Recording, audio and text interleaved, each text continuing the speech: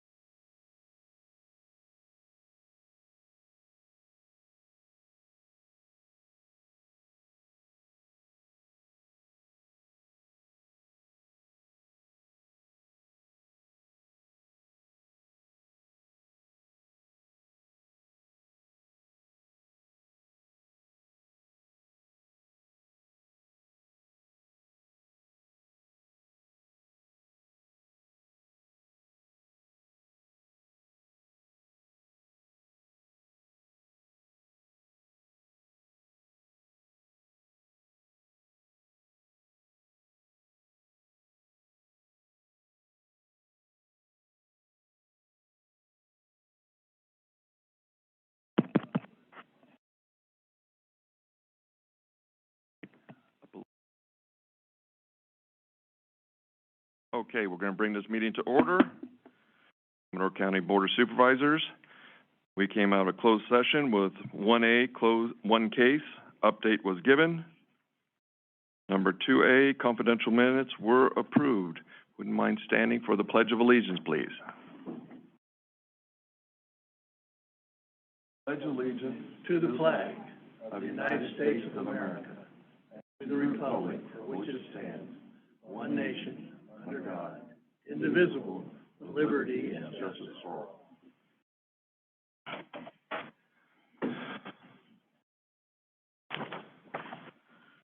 Okay, public matters not on the agenda, discussion items only. No action to be taken. Any person may address the board at this time upon any subject within the jurisdiction of Amador County Board of Supervisors. However, any matter that requires action may be referred to staff and/or committee for report and recommendation for possible action at subsequent board meetings. Please note there's a 3-minute time limit. Anybody from the public? We have anybody on Zoom? Not at this time. Board? Nothing. Okay. I went to the blood drive yesterday and at the Veterans Community Drive. Now, I want to read a letter from Robert Saracino. Thank you so much for your support of the Veterans Community Blood Drive. I have been managing these blood drives for 18 years of their 31 years. This blood drive was started in Ione at the VFW Post 8254 in 1992. During the 13 years it was at the VFW Hall, we collected 1,965 pints of blood. In 2005, we moved to the blood drive to the American Legion Post 108, located on Sutter Hill. In the 18 years I have managed the drives, we have collected 9,988 pints of blood.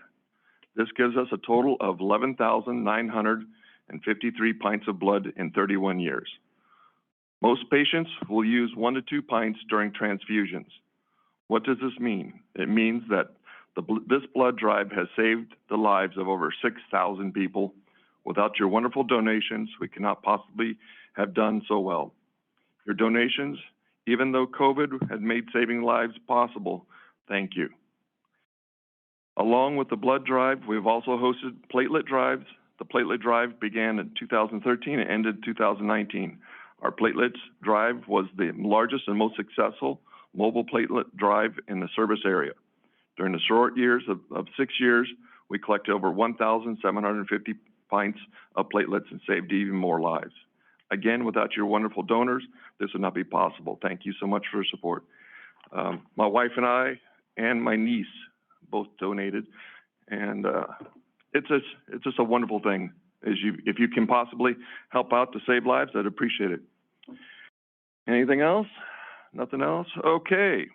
Approval of the agenda. Move. Second then. Okay. Call for the vote. All in favor? Aye. Aye. Opposed? 5-0. Consent agenda. Anybody from the public have any comment about the consent agenda? Zoom? Not at this time. Okay. Call for the vote again. I'll move to approve. Okay. Do I have a second? Second. Okay. Call for the vote. All in favor? Aye. Aye. Opposed? Okay, we're on to regular agenda. 3A, Board of Supervisors discussion and possible action relative to the adoption and presentation of a resolution in memory of Kathleen Cat Everett for her life of service and accomplishment. I'll take it from here, Mr. Chair. Okay. Cat Everett was, as you'll find out, she did quite a bit, and she's Amador County's poet laureate at one time. And there's a nice resolution honoring her accomplishments and services, and I'd like to read that into the record now. So whereas Kathleen Cat Everett was born in Illinois in 1945 and passed away in Jackson, California in July 2023 at the age of 78, and whereas Cat became a registered nurse in Illinois in 1966 and moved to California around 1973 to be close to its mountains and the ocean. And whereas Kat was the proud matriarch of 4 generations with 3 biological children, 3 stepchildren she helped raise in their early childhood, 11 grandchildren, and 7 great-grandchildren, as well as 3 stepdaughters. She was gifted when she married her surviving husband, Dennis Den McHugh. And whereas Kat led a rich and full life as an organic farmer, public health nurse, K-12 teacher, poet, songwriter, woodworker, deep-sea diver, interviewer, cookbook author, and musician. Whereas, after renewing her partnership with her high school sweetheart, Dan, in 2010, Kat worked with Dan to help restore the previously mothballed historic USS Iowa battleship to her former glory. And whereas in 2012, Kat and Dan moved to Pioneer to retire and enjoy life among the beautiful mountains and rivers of Amador County, where they married in 2015. And whereas Kat quickly established herself as a beloved member of our community by sharing her gifts of songwriting, singing, poetry, friendship, hospitality, and food.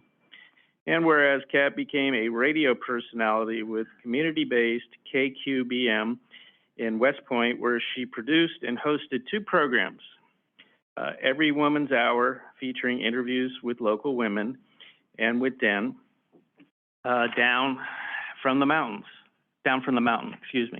featuring American music and Amador and Calaveras country musicians. And whereas in 2019, Kat and Den became hosts and organizers of the Amador County Arts Council weekly open mic nights, enabling local musicians and poets to share their talents with enthusiastic audiences. And whereas in 2018, the Amador County Arts Council appointed Kat as Amador County's first official poet laureate, a position through which she promoted poetry among adults and youth alike. And the Amador Ledger-Dispatch published hundreds of her poems for their readers' enjoyment.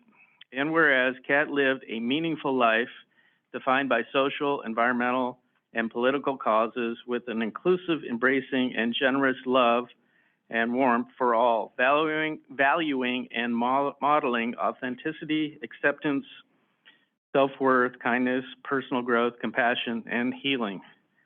Therefore, be it resolved by the Board of Supervisors of the County of Amador, State of California, that said board does hereby adopt this resolution in memory of Kathleen Kat Everett, recognizing her many talents and her years of loving service to the people, arts, history, and cultural life of California and Amador County. Thank you, Supervisor Axe.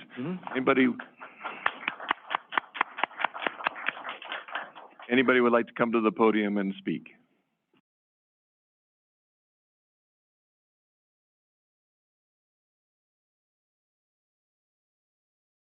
Denny McHugh, Kat's husband.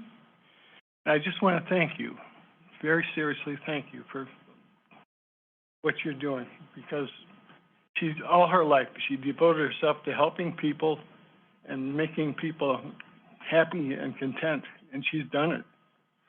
And she turned my life around. We're both 65 when we got back together, you know. So I just want to say thank you again. I think she deserved to have special effect on the people here. She did it everywhere. She was a health nurse for the Hells Angels and the Black Panthers, and Counselor John Wayne on his cancer. I mean, she was totally a teacher as well, everything. She was just a godsend to me and to everybody here. I just want to thank you again. Thank you. Thank you. Thank you. You're welcome. Anybody else from the public?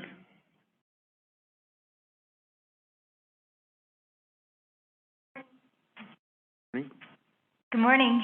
Morning. My name is Deborah Olguin, and I'm one of the people that Kat affected and effected. I'm a musician, a recording artist, a newly minted recording artist, and I don't think that I would have gotten here to this point in my life if it hadn't been for Kat Everett and her guidance and her love and support. She became one of my dearest friends and a sister and a mother figure. And I have to tell you how grateful I am to Amador County for your recognition of Kat, because out of everybody I've ever known in my entire life, I've never known anybody that was more deserving of this honor. And I appreciate it, and thank you. Thank you. Anybody else? Anybody on Zoom? We do have a comment via Zoom. Go ahead. Caller, please go ahead when ready and identify yourself, please. Yes, hello, my name is Clifton Painter, and I just wanted to say I'm very much in support of this resolution to memorialize Kat and her service. I knew her for a few years, and in just a few years, she became a dear friend and a great mentor and a great teacher for the community. She was quite a resource. Thank you for hearing me. Thank you. Anybody else on Zoom?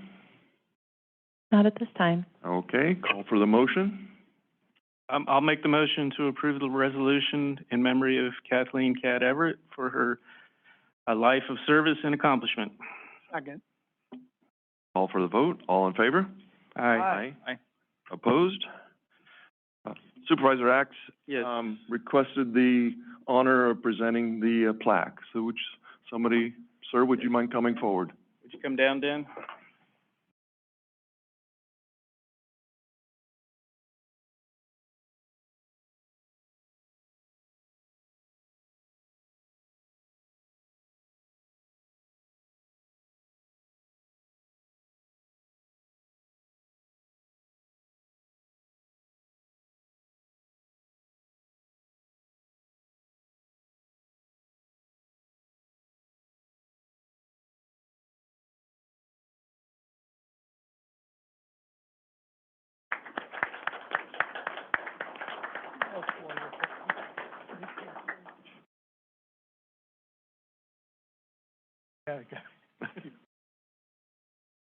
Thank you. All of you. Thank you, sir. Sorry for your loss.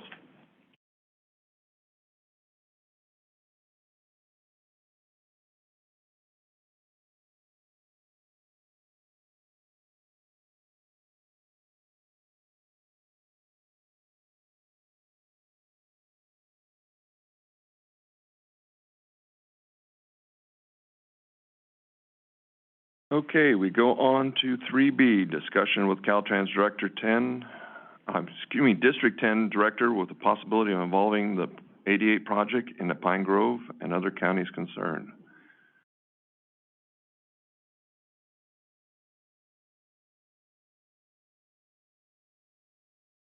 Morning, Board. I'm Morning. Vila, Public Works Director. Just as a refresher, at our meeting on May 23rd, we discussed, we had some discussion on our Highway 88 project in Pine Grove, and there was a request to have the Caltrans District 10 Director here.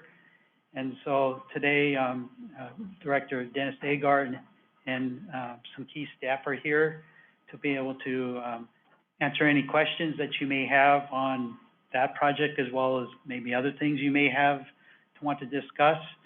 Probably be here to talk about, you know, when we talk about item 3D on the agenda, if there's pertinent questions or what have you, they'd be here to be able to answer those questions from the technical aspect of the project and funding mechanisms and such. One thing of note before I wanted to let you know, we on yesterday received notice that we did receive the authorization to proceed to construction with that project. So that was something that's been sitting there for a while, and was kind of a challenge to get to this point. But just so I just wanted to let you guys know that we're at that point. So some of those hurdles that we had to jump and hoops to jump through, got everything taken care of, and on Caltrans' part, they got all the T's crossed and I's dotted and pushed the thing forward. So we're at that point. So I just wanted to let you know that's where we're sitting with that project. So interesting that comes in the day before the director's visit, so, Well, I don't know, you know, that's, yeah. make of it as you may. So, anyway, Dennis Agar's here to answer any forward, sir. questions that you may have. Thank you, sir.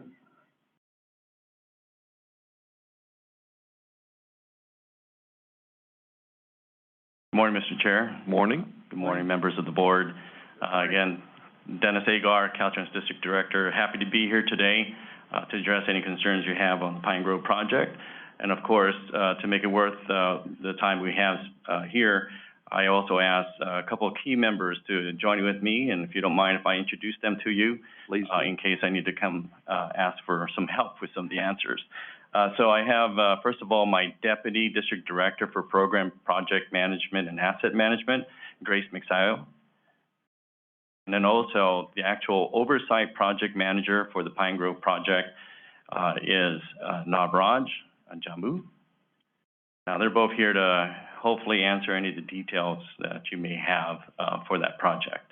But again, thank you for the time, and thank you for getting me out of the district to come and drive this beautiful county. Thank you. Enjoy the time with you. So do we have any specific questions we want to start out with? So, in a 3-2 vote, the last couple discussions on this, I think the two should start the questioning. Mr. Agar, welcome. Yeah, thank you. Thank you, member. Mine is more a philosophical question and then funding source directed.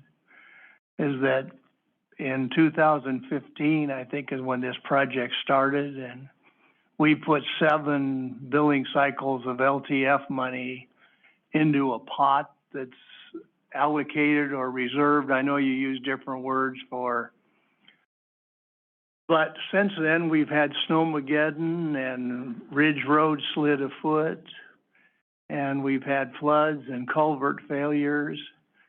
And what might have seemed like a good partnership in 2015, at least in my opinion, is we as a county have so much local road damage that to take LTF funds and put them towards a state project doesn't seem very prudent on our part, where we took it from concept stage, shovel ready, to now it's construction ready, and spent about $6.2 million, and there's, I've heard, $8 million left to finish it.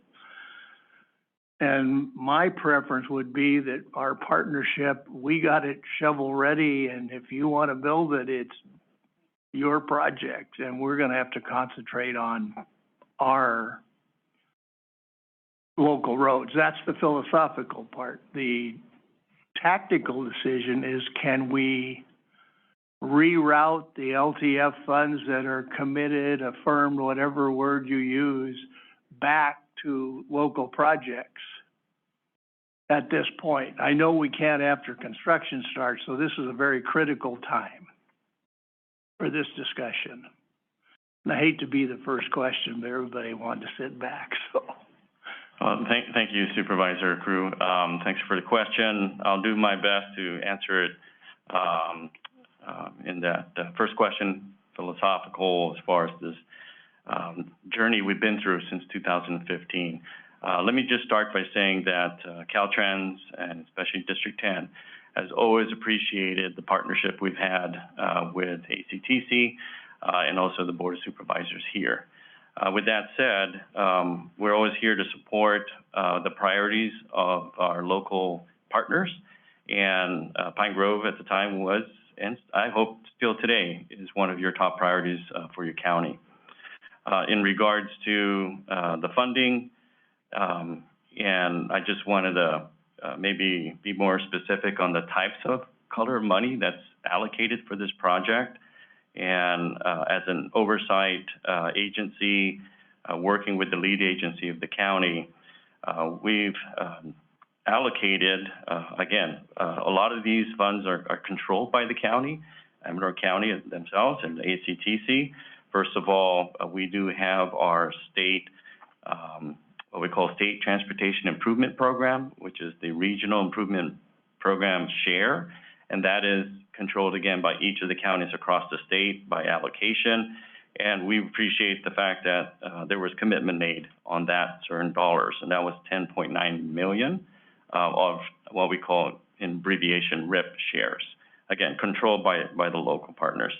Other dollars that was allocated to this was federal dollars, demonstration money, CMAQ money, highway improvement, HIP dollars, and of course, local funds that you guys all, again, gathered and committed to this project. And again, that's the other half of the dollars of the total, about $14 million project that's committed to this project.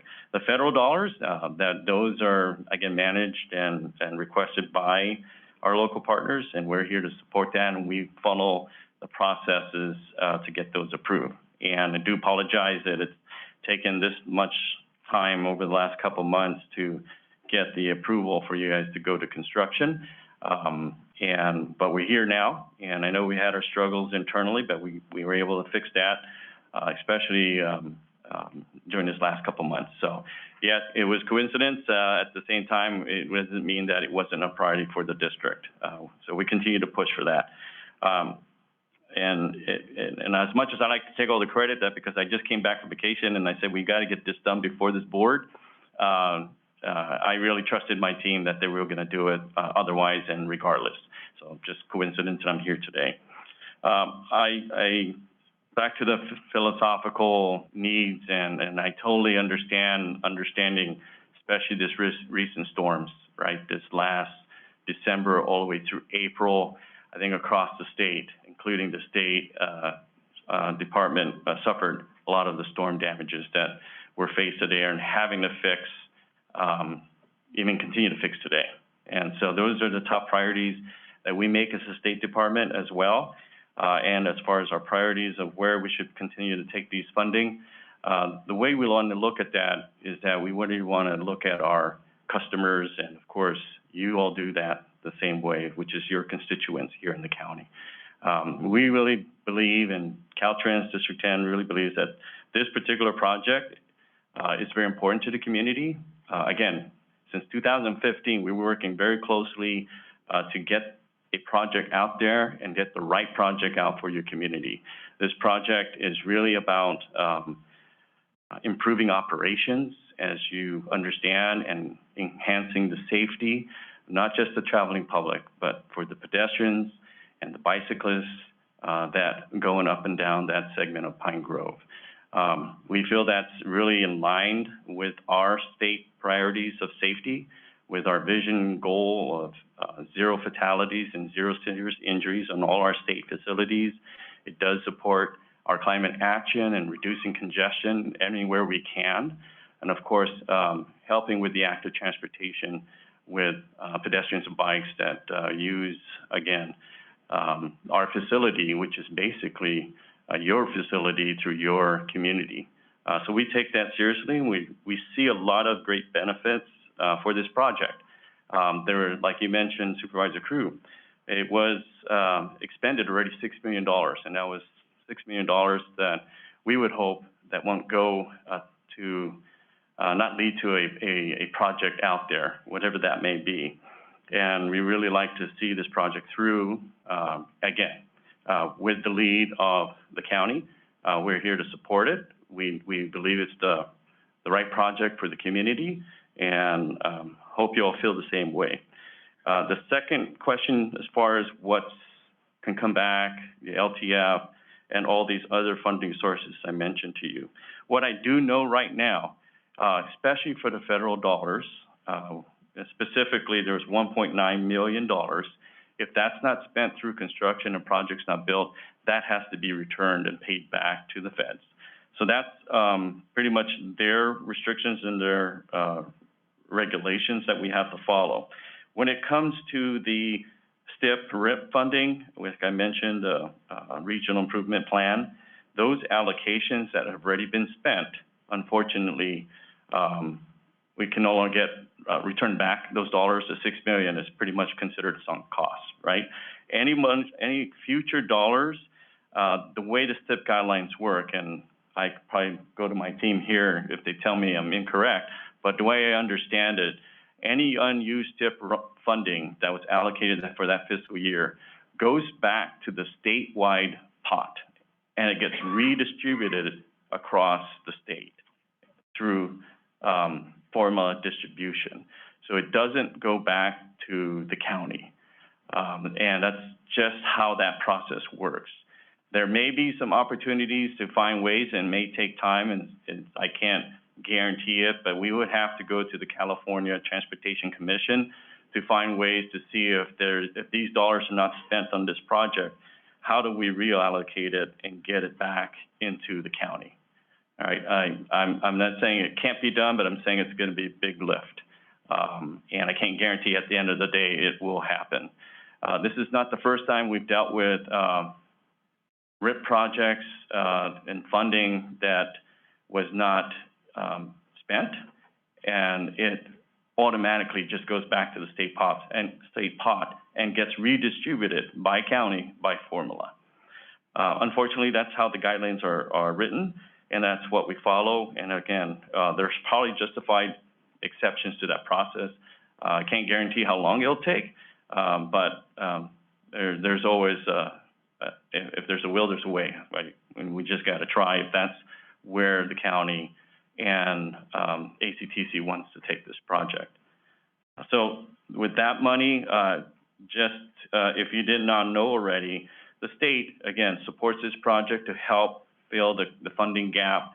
We've committed $1.25 million of our own, what we call State Highway Operations Protection Plan from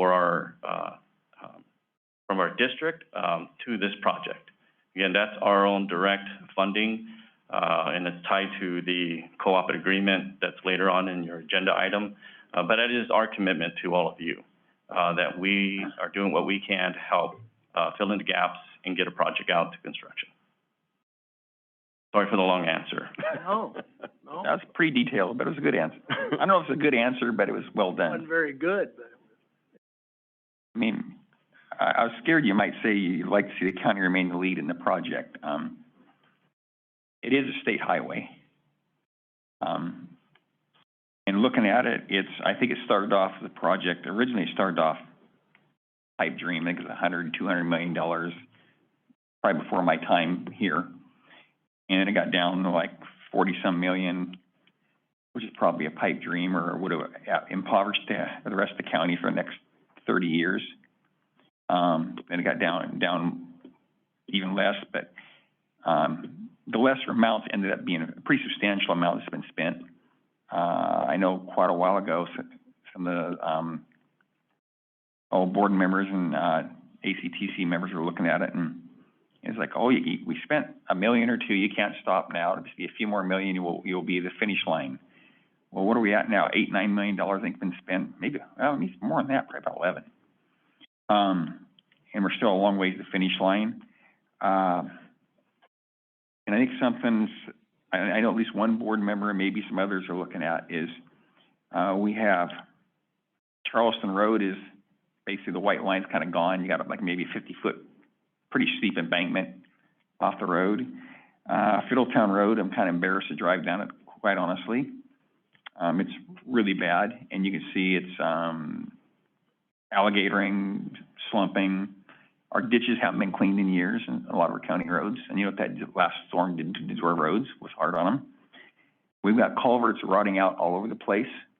There's one over there on New Chicago Road, a local guy and I, we took rocks and we put them in the hole, because the hole wasn't straight down, it come on a slant, so we took a bunch of rocks and shoved them in there, and the road crew showed up with some cold patch, and we patched it over, and it's still holding, but I think it was good, probably made it through the winter, but I don't think you want to go through another winter.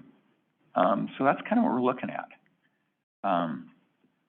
And would it be nice to have a light at that intersection? Yeah, it really would. And I think maybe I think Caltrans has a lot more flexibility than the county does in what they do or don't do as far as on a project. And I'd be very interested in seeing maybe Caltrans pick up some of that load on the state highway, maybe put in that light. That'd be a good deal. But as far as doing the whole project, if we had more money we knew what to do with, I'd say, hey, great, full steam, let's go. But we've got critical infrastructure needs on county roads, and that's what I'm looking at.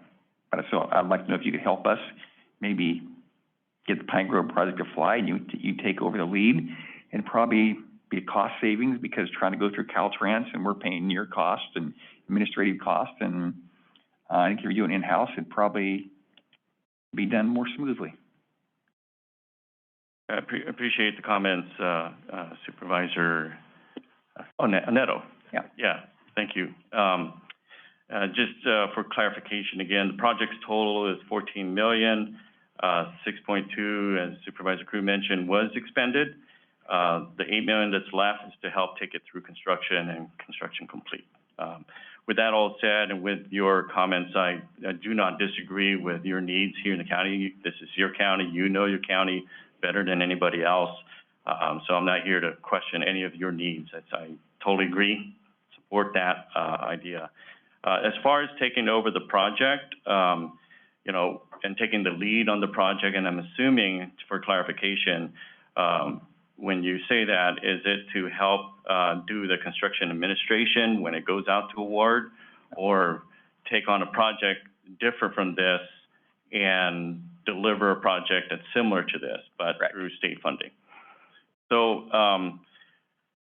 over the years, again, as you all do for your priority, we look at 10-year plan statewide and then a 10-year plan for our shop dollars here in the district. We get a distribution based on targets of the needs in our highway. Just like you all do, you have your prioritization. Our 10 years and our next 45-year projects are already programmed. So as you're asking us to take on this project, I can't come in here with confidence to say we can just take this on today and get it to construction tomorrow and then lead in and finish the project. It's not that simple. I understand that. I'm not asking that. Okay, so I just want to make sure it's clear this is something that we'll have to attain. We'll get through our processes, as you all know, having to scope out this project again, prioritize it among all the other top priorities in our district and the state, and then programming it accordingly. And then wherever the funding availability comes in, you could be looking anywhere between 5 to 10 years from now to even get it to construction. So I just want to be clear that if that's something that the board and ACTC would like to do, then that's something that we'll have to entertain if the decision is not to move forward with this project. Again, our recommendation is to continue to finish this project. And again, back to the whole point of consequences if this project gets deprogrammed, the amount of dollars coming back to the county may be very minimal. So the 8 million we're talking about could even just get back down to your local funding contribution. The RIP dollars, the federal dollars, will have to return back to its original pot, unless there's ways we can ask for an exception.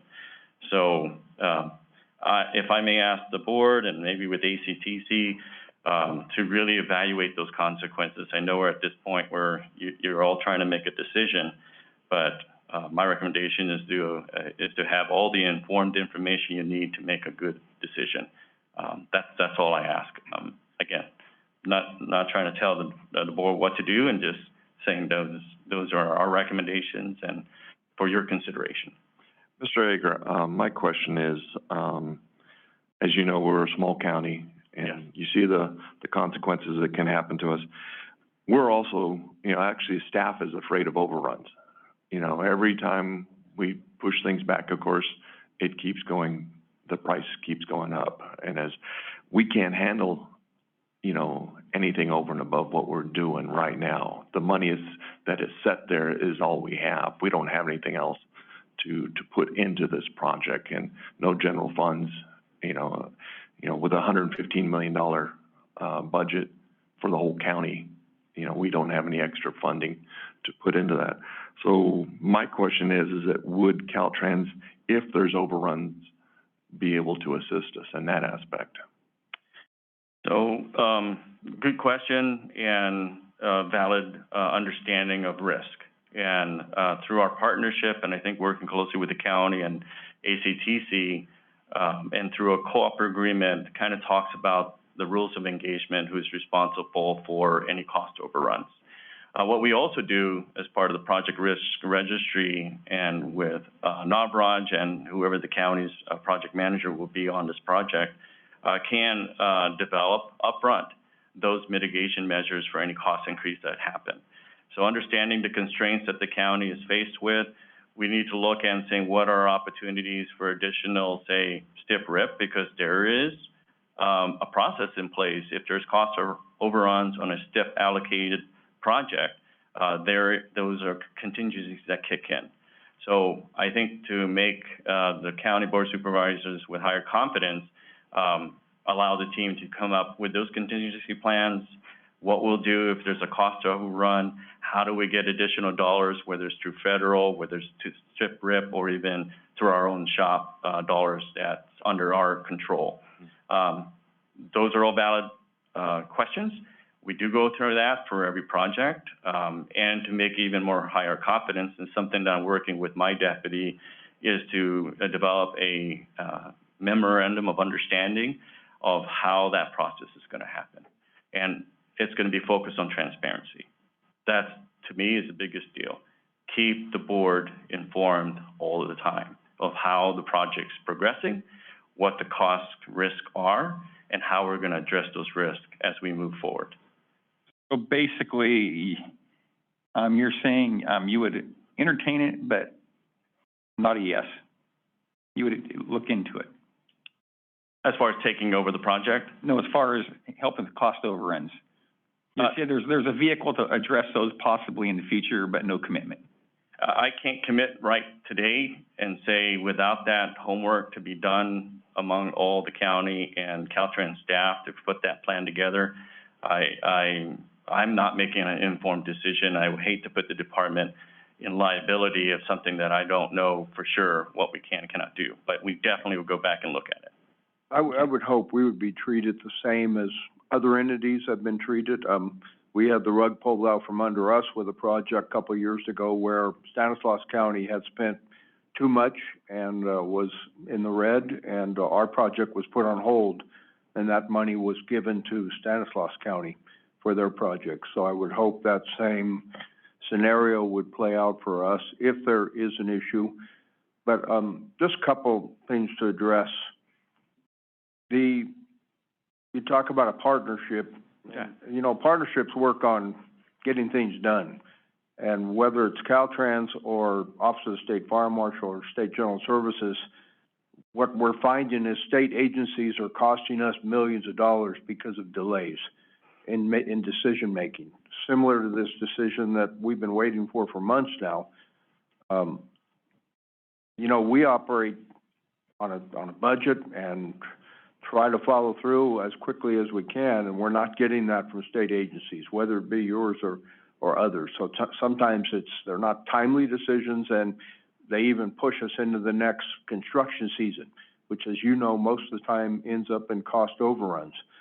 But as far as partnerships too, this is a state highway, and one thing I think that grinds on the board a little bit is we're going to be assuming the responsibility for the sidewalks and the handicapped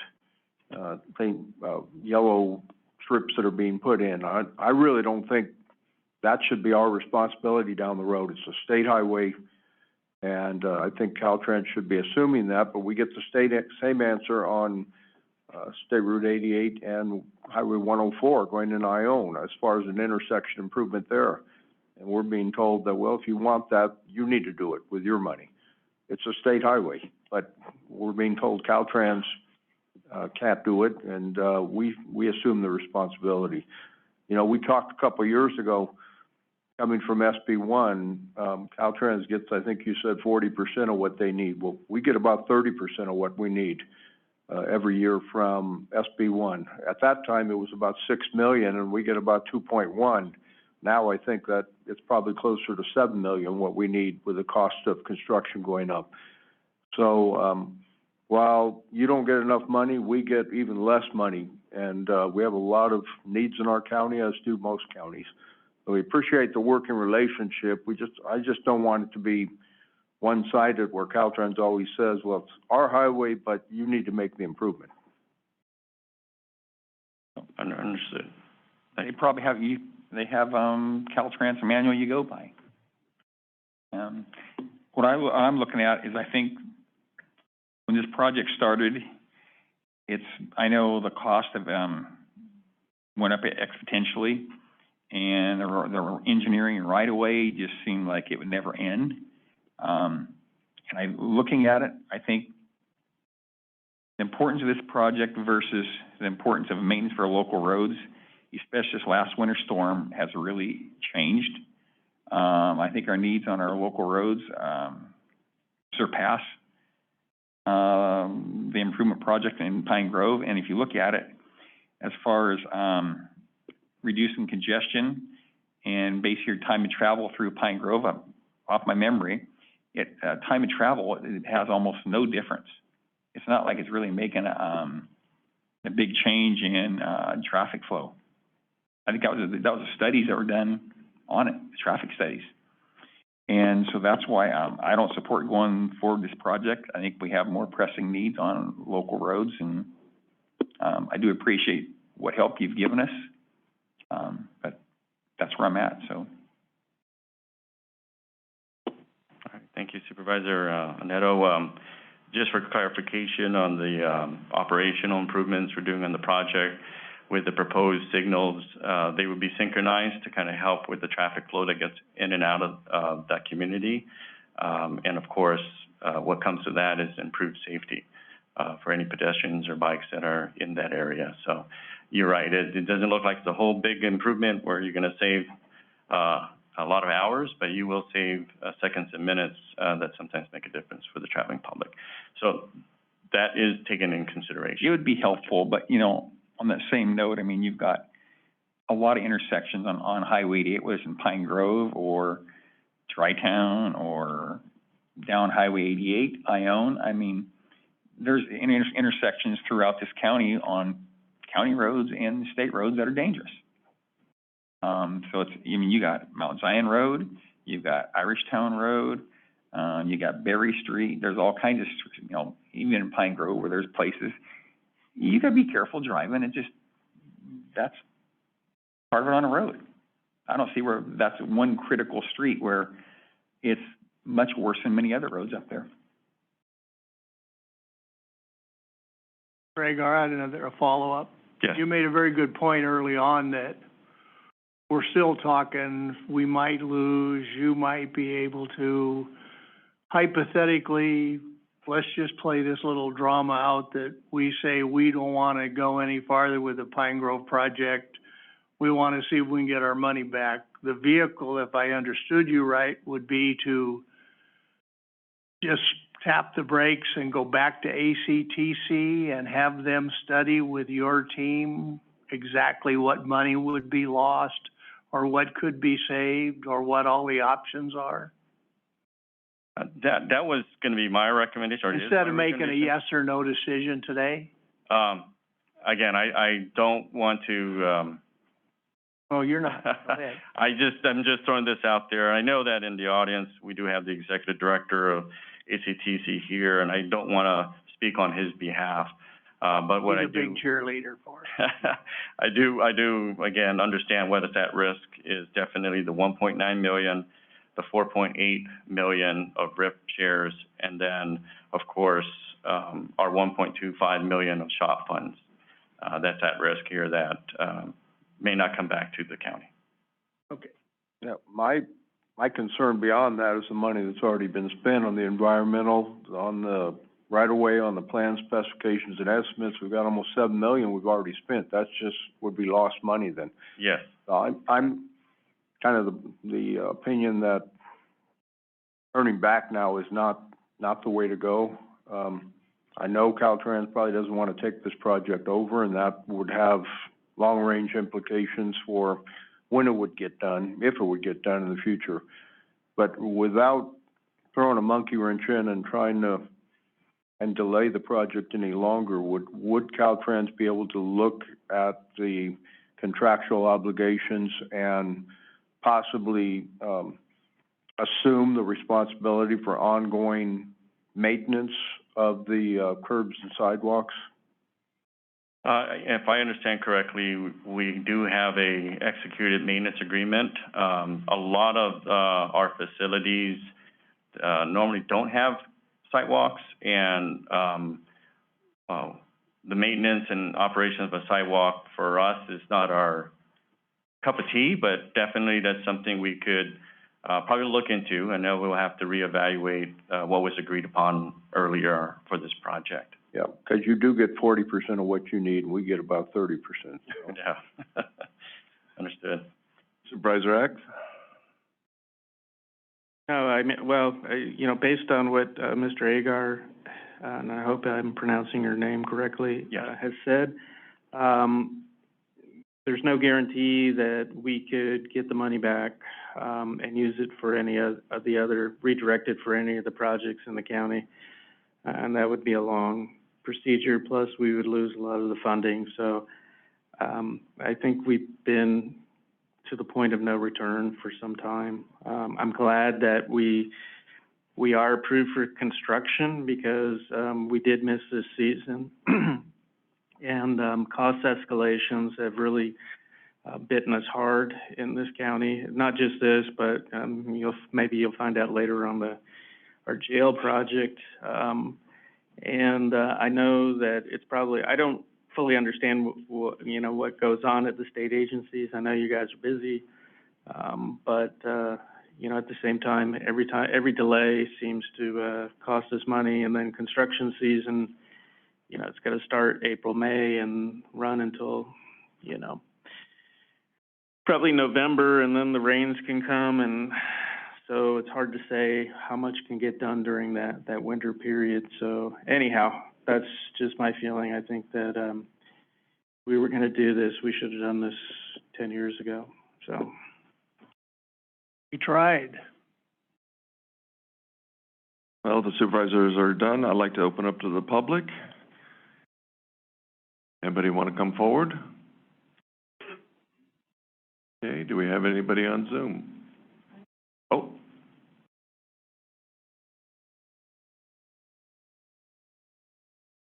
Thank you for the opportunity. I'm Linda Berman. I live in Pine Grove, and I travel Tuesdays and Thursday mornings onto Highway 88 near the Pine Grove School. And, I mean, you talk about a safety situation. There are cars lined up there, all the way backed up into the parking lot at Munnerland's and the Hoist, and people trying to turn left into the school, not being able to get in. I think that part of the project is really critical both for the drivers on 88 and for the children going to Pine Grove School. So I really, I think a lot of what you've said past the point of no return. This project has been a long time in the making. I was there for a lot of the public meetings that gave input into the Pine Grove 88 project. I can't remember how long ago that was, probably too long. It was too long. Anyway, I just want to encourage you to move forward if we can with this project. I understand the budgetary constraints, and I also understand the shape of our roads. I don't like the shape of our roads either. But I think that the Pine Grove project is really critical and has been too long coming. So I encourage you to proceed with it if you feel that it's possible. Thank you. Thank you. Anybody else? Zoom? Not at this time. Okay. Back to the board for direction to staff. Was this informational only, this particular item, or is this require It's suggested action as direction to staff.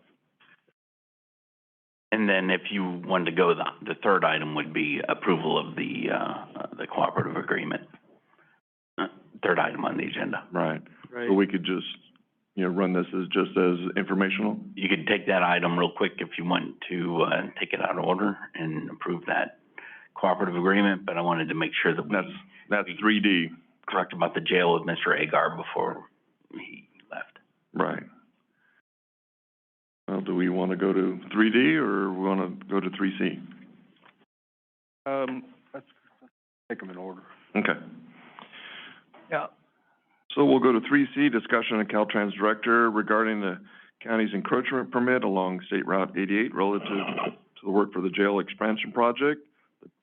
The permit has been extended several times due to delay from the state, and staff is being told that there's no further extensions and will be allowed beyond the end of the calendar year, despite the fact that the state of California is responsible for these delays. Mr. Chairman, members of the board, John Hopkins, General Services Director.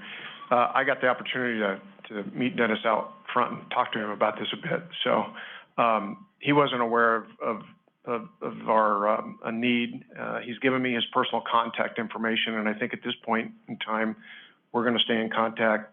I think you're going to look into this issue for me and get back to me, but the permit is actually through PG&E, right, who's giving us that information, that it might have to go through that process all over again if it is not extended.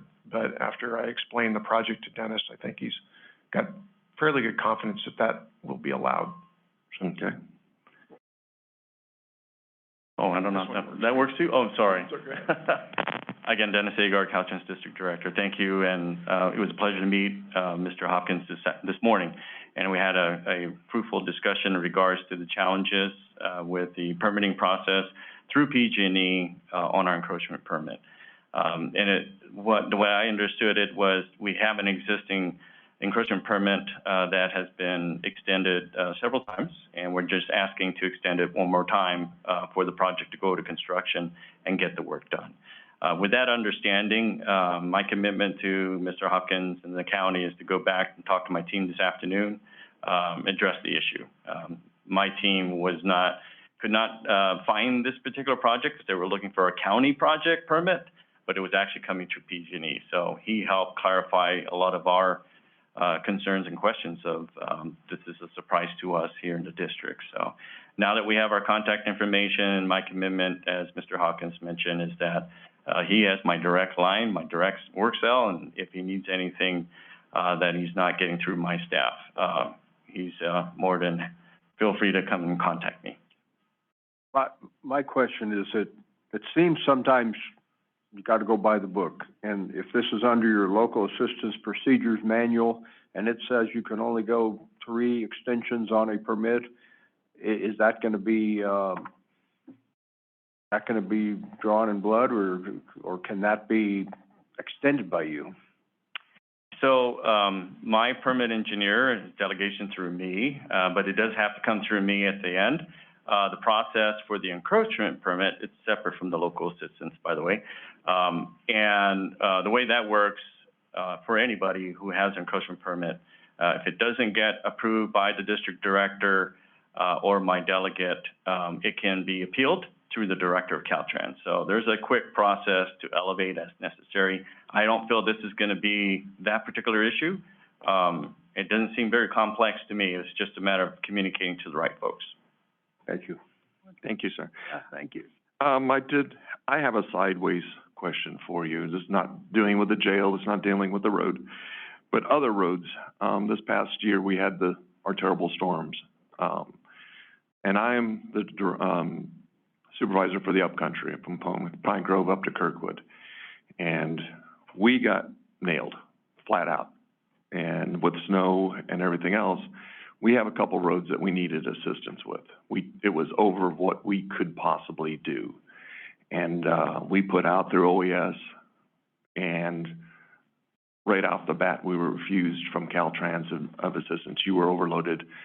And part of my problem with this is we were trying, you couldn't get the road open. You didn't have the capability of opening up the road yourselves, with the amount of snow that was coming in.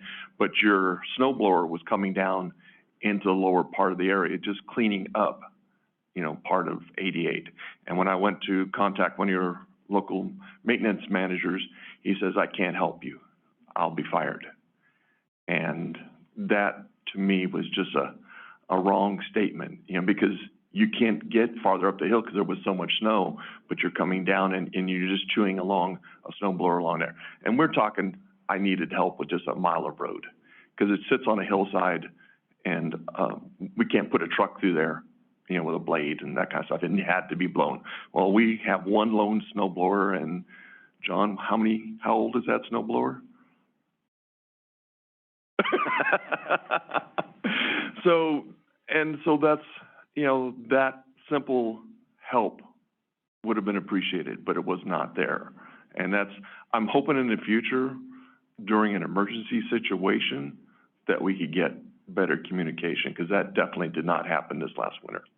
So that was just a statement, and I don't expect you to, have a recourse with me on this, but, to look at it for the next major storm we have, because we know we'll have something, and we have limited capabilities here, and we were way beyond when my poor trucks are running all the way down into Plymouth to pull snow, and then you're running, then the high country, we get kind of, because some of the people don't know how, I said Plymouth, I meant Fiddletown, but, some of the people don't know how to drive down there in the snow, but we do have a little bit more idea, but we were inundated, and it hurt.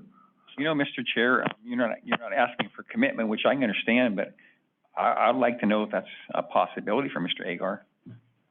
Before you answer, are you done with the jail? Yes, I am. Thank you. Director Agar. I just wanted to. I'm gonna get out of the spotlight.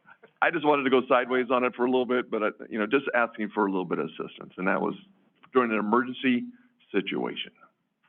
Yeah, thank you for the comments and for sharing the challenges that you all had. And I can't speak to that particular event and how do we do better partnership in the future is what I'd like to focus on. And so I think that maybe before the next storm, whoever is the county representative to work with my deputy director for maintenance and see what type of opportunities we can have beforehand and try to be proactive, and where there's flexibility, where there's not, some of the challenges we faced during the storms, and appreciate you going through the process with Cal OES and having this storm, believe it or not, this is the first time that District 10 actually went to OES and asked for help ourselves. And we needed mechanics. I want to thank our Cal Fire team. They've actually provided us mechanics at our yards to help our equipment up and running and keep it going. And so we struggled this last storms as well, and definitely want to look at some other proactive measures where we can help each other out during the next emergency. And I do appreciate that. And I attend most of your bi-weekly meetings, your storm meetings that they have for up there. And that's all I'm looking for is, it's okay, can we just give me an hour? I mean, we're glad to pay for it, whatever hourly thing, but it was just certain situations, because it cuts off some of our folks from getting access for emergencies, and that's what I'm just trying to look at.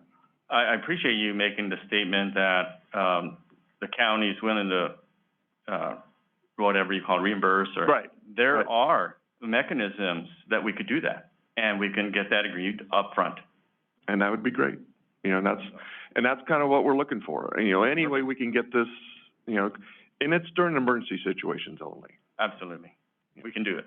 Okay, thank you. Sorry to take this meeting sideways. Yes, sir.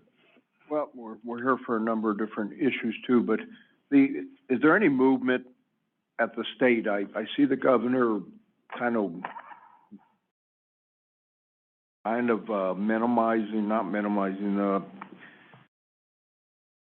of trying to work to make it easier to do projects by making the environmental requirements easier. I look at the Pine Grove project. We got a $15 million project, but it costs almost 2.3 for the environmental. Do you see any movement in that area by the state as far as trying to, legally minimize the requirements? I'd like to say yes. The last infrastructure package that the governor did pass, they had some legislative proposals to talk about just that. If there's areas in the environmental process that can be streamlined. I don't have the details in front of me, but that's available to anybody if they want to look it up.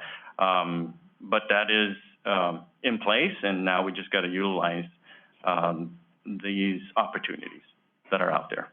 Okay, thank you. Yeah, Supervisor Forrester, just to add on, I believe I read that there was a legislation that a state senator was bringing forward to try to reduce the use of CEQA as a weapon against, you know, any kind of development at all. So, I think that, you know, the pendulum may have swung too far in one direction. And, so maybe it's time to find a new kind of happy medium with that. I thank you, sir. And so that was direction to staff, and I think. Thank you, Director Igor. Yes. So, direction to John and get coordination on that one. So we're on to 3D. Kind of talked about this one already. Mr. Chairman, I would add that life is full of risks, and we're talking now about adding a ballot measure probably next year to add to the sales tax for road improvements. We're going to get that shoved down our throat that we spent $14 million on a state highway. Why would I let you have any more sales tax? You gotta stop and take a chance. I mean, we lost the money. I get that's a bad deal. I didn't realize that. But if we could get some of it back, the young lady here in the front, I agree. The stop sign and the egress for the school need to be fixed. I would support that. That's about a $3 or $4 million project, and we can put the rest back in county roads. But just to say we made an agreement in 15 and we're going to stick by it without trying to negotiate the change, I think is very short-sighted. It's given up. No, I agree with you. That's why I was asking the director if they can maybe do a project on a stoplight there. I mean, that's something, hey, I would support, but the whole thing and the cost. No, but you're not guaranteed we need to funding coming back. You know, it's a bad deal. You lost 6, you're going to throw 8 more at it, and not improve a county road. You haven't gained a thing. Well, you're going to make some pretty substantial safety improvements, and we may disagree on this. I think the improvements at the school are going to be good improvements. I do too. I agree with that part. I agree they're safety improvements, but the thing I would look at is, okay, we're making some safety improvements on a state highway, not huge. What about the condition of our county roads? You got culverts that are they're rotting and they're washing out. Jeff Campbell, when they told me there was one washed out in New York Ranch, was like, hey, the county just stopped that right now. There's like a hole, I don't remember how many feet deep it was under the culvert, under the blacktop where the culvert had failed from rot and was basically a big old sinkhole. That's pretty direct public safety. That situation's happening multiple places throughout the county.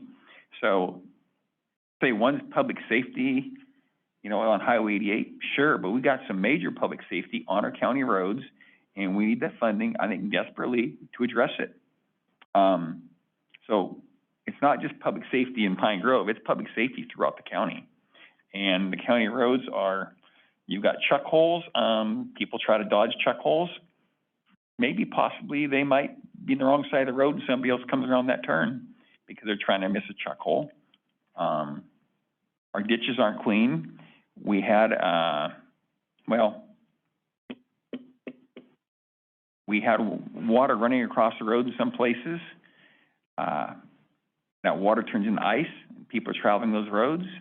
When you go across an ice sheet, that's a pretty direct public safety, in my opinion. So I think we need to, basically turn this project over to Caltrans and say, we'll help Caltrans any way we can. That's, the way I see it. You've already heard that it's gonna take 5+ years at least to get this reprogrammed.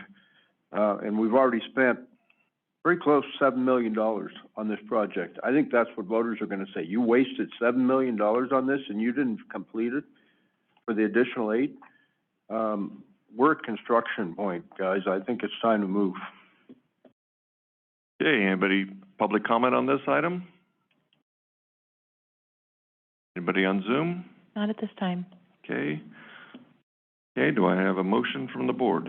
Yes, I'd like to make a motion to approve the recommendations to approve the cooperative agreement in its current form, and authorize the chairman to sign the final version of the agreement by what signature?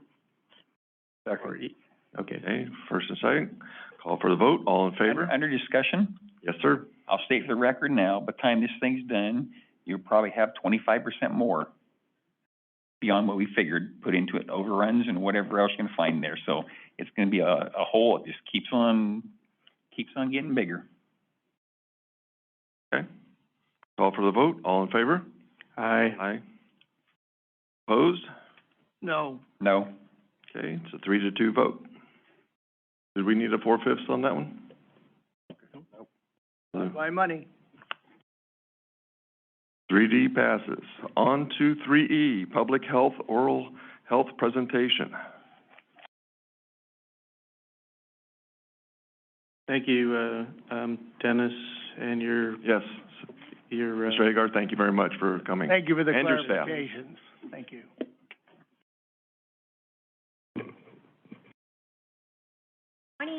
Morning. Morning. I'm Anna Schrode. I'm with Amador County Public Health. I'm a health educator. I'm here today with Public Health Director Joanne Hassan and Program Manager Christian Tucker.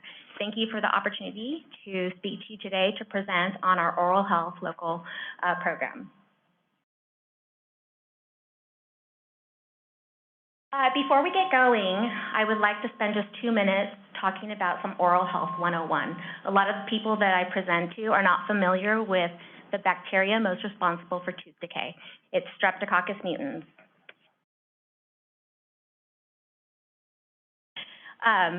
This bacteria is not something that we're born with. It's something that we spread from one person to another through saliva. So just a few pictures there, you know, by sharing food and drinks, by kissing, even sharing eating utensils. So Streptococcus mutant, this bacteria lives in the plaque in our mouth, and plaque is that film that develops on our teeth throughout the day. If not brushed away or flossed away, this bacteria will really populate in the plaque, and then we feed it sugars and carbs, and it turns into acid. Acid is what, given time, will damage our enamel of our teeth and the roots, and leading to tooth decay and gum disease. I wish I could say that our mouth is the only thing that suffers by gum disease and tooth decay, but it actually impacts the rest of our body. It can cause chronic inflammation that has been linked to different medical issues like heart disease, respiratory disease, pregnancy complications, diabetes, and even stroke. The good news is that there's something that we can do. By brushing twice a day with fluoride toothpaste, we want to brush for 2 minutes each time we brush, and then seeing your dentist twice a year. You can see that formula is just 2 by 2 by 2. And then lastly, we want to make sure that you brush your teeth daily. If we do these things, we can help maintain a good oral health and in return, maintain a healthier body. So now on to our program. We have a local oral health program.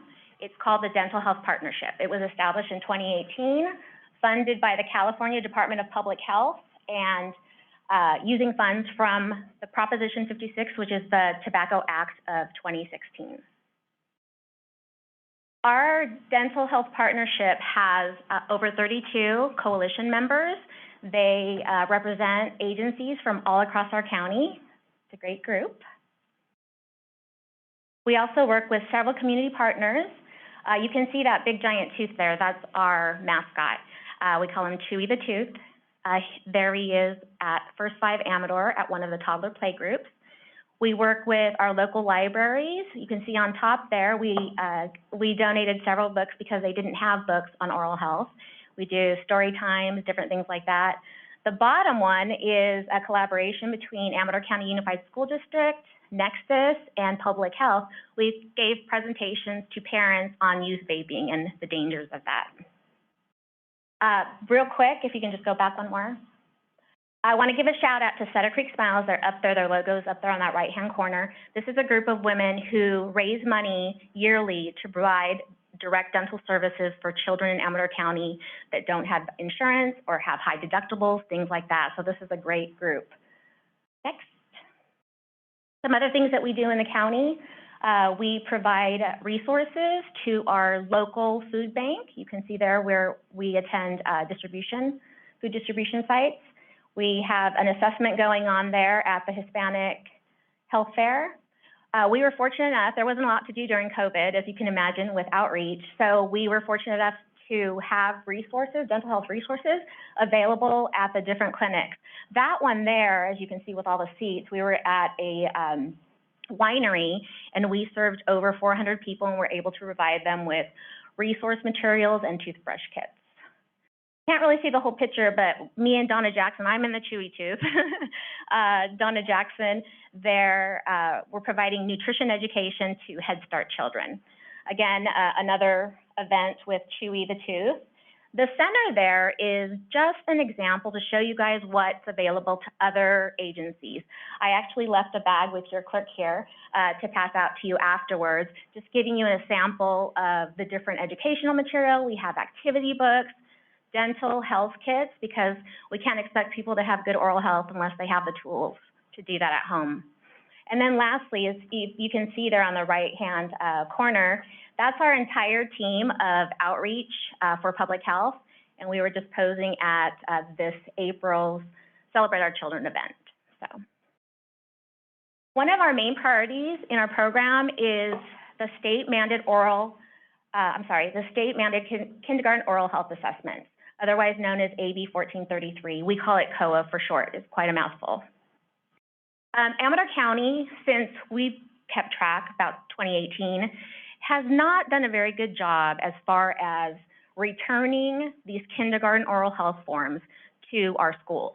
So what happens is children, they are registered for kindergarten. In their packet, they receive a COA form that has to be taken to the dental provider. Their child has their dental assessment. The information, the form, is taken back to the schools, and then we collect all that data and enter it into a state recorded data system. As you can see there, Amador County has not done a very good job. When you compare it to our neighboring counties, we are at the bottom of the pile.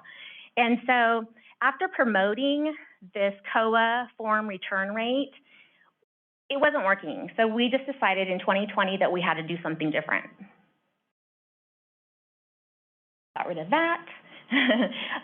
So we developed a dental health assessment program. We called it Amador Kids Smile. With our partners, Plymouth Elementary School, we piloted the program there back in 2020.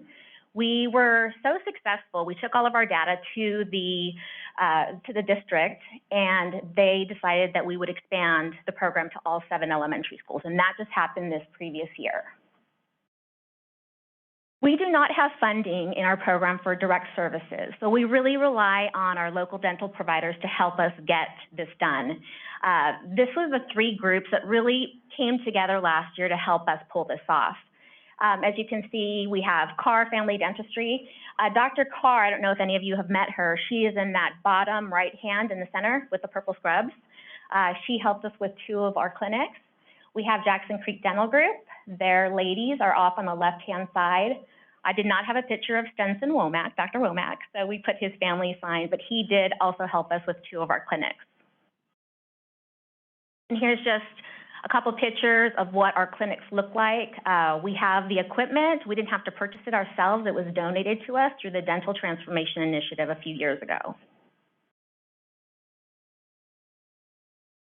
So in 1 year alone, we changed our COA form return rates. Just one more clip. We improved it, changed it from 53% to the whopping 82% there. It changed everything for us. Another success would be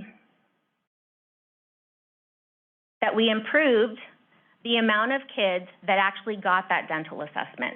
On these forms, you can waive it. Parents come up with different reasons for why they don't want their child assessed. But we changed all that by offering this free dental assessment to all kids. And I didn't say that the assessments are for kindergarten and third grade. Those are the grades we focused on for this past year. Again, from 40% to 70%. So it was very successful. I'm proud of all the work we've done on that. So when we do dental assessments, I want everyone to know what we're looking for. We have a classification system. It's level 1, 2, and 3. The top is a healthy dentition, meaning that child doesn't have any previous dental work and they don't have any active cavities. The level 2 is kids that actually have decay active right there at the assessment or have had previous work, meaning restorations, fillings, things like that. And then level 3, I know it's kind of hard to look at, but these children have extensive decay. They usually have infections and abscesses. We assessed 431 students last year in kindergarten and third grade. We had 41% was level 1, meaning that they're doing a great job.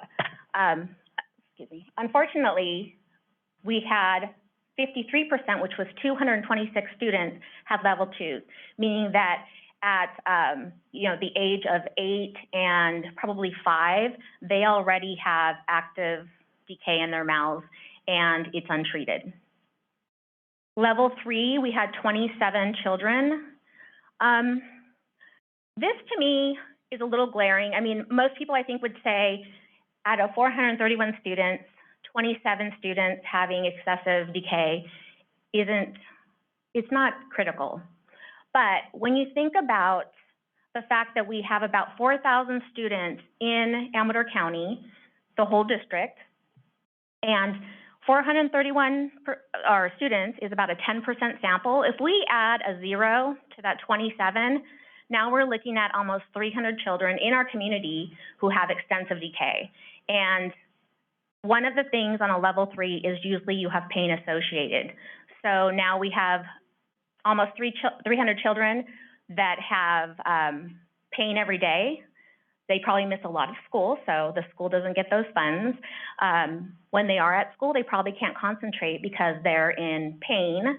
And also, not to mention what it could do to their self-esteem, lack of wanting to smile and things like that when you have your mouth looking like that. So this year our focus is continuing the assessments, but also trying to get a coordination care. So when these children have these urgent dental needs, we're going to get them referred. So we're working with an MOU with the school to try to get,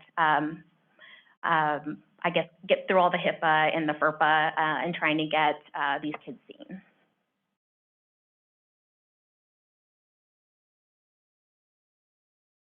Amador County does not have Medi-Cal dental providers that are accepting patients. It's been that way for a while now. And so we've really tried to bring services to our kids. We started with Big Smiles Mobile Dental Services. We've been working with them for about 5 years. And this group schedules visits to each of our schools, probably twice a year. This is what we try to do. Students, therefore, don't have to be taken out of school. They can be seen right on site. Parents don't have to miss work. So it's really a convenience for them. You guys probably already heard of this one. We were on the hosting committee for the California Care Force. We helped raise funds and serve 168 dental patients. We've brought the Smile Mobile Dental Van, which is sponsored by Smile California, a Medi-Cal dental program. to bring a mobile dental van to Amador County. We saw about 50 adults. They were either had Medi-Cal, but mostly were uninsured in our community, and we gave them free services. I think there was 5 visits, so about 50 people. So those are some of the things that we've done in the past. A couple of things that we're working on currently is 2 different programs. On the right there, you see a sealant campaign. So Medi-Cal Dental, or Smile California, has invited Amador to participate in their campaign, meaning that they're going to come to our community and provide free sealants for all children. We're focusing on ages 6 through 9. Sealants, I don't know if anybody knows what that is, but it's just a coating that goes on our molars to help prevent decay. And then also we have the Tooth Fairies of California, which is on the left-hand side, and we are trying to work with them. They're a nonprofit. We're hoping, one of the biggest things with any program is sustainability, and without having funds for direct services, we're trying to find people who can provide those services. So Tooth Fairies of California will be taking over all the Head Start assessments this year. We're working on an MOU right now, and we're hoping, if that works out, to bring them to the Amador County schools, like the TKs and the kindergarten, and they can take over that part for us next year. So that's all I have for you. Thank you again for this opportunity, and we've done a lot, but there's a lot further to go, and just trying to improve the oral health of our county. So thank you for the presentation. All right, thank you. A question for you before you leave. Yes. Are the Tooth Fairies and Smile California, connected at all or not? No, they are not.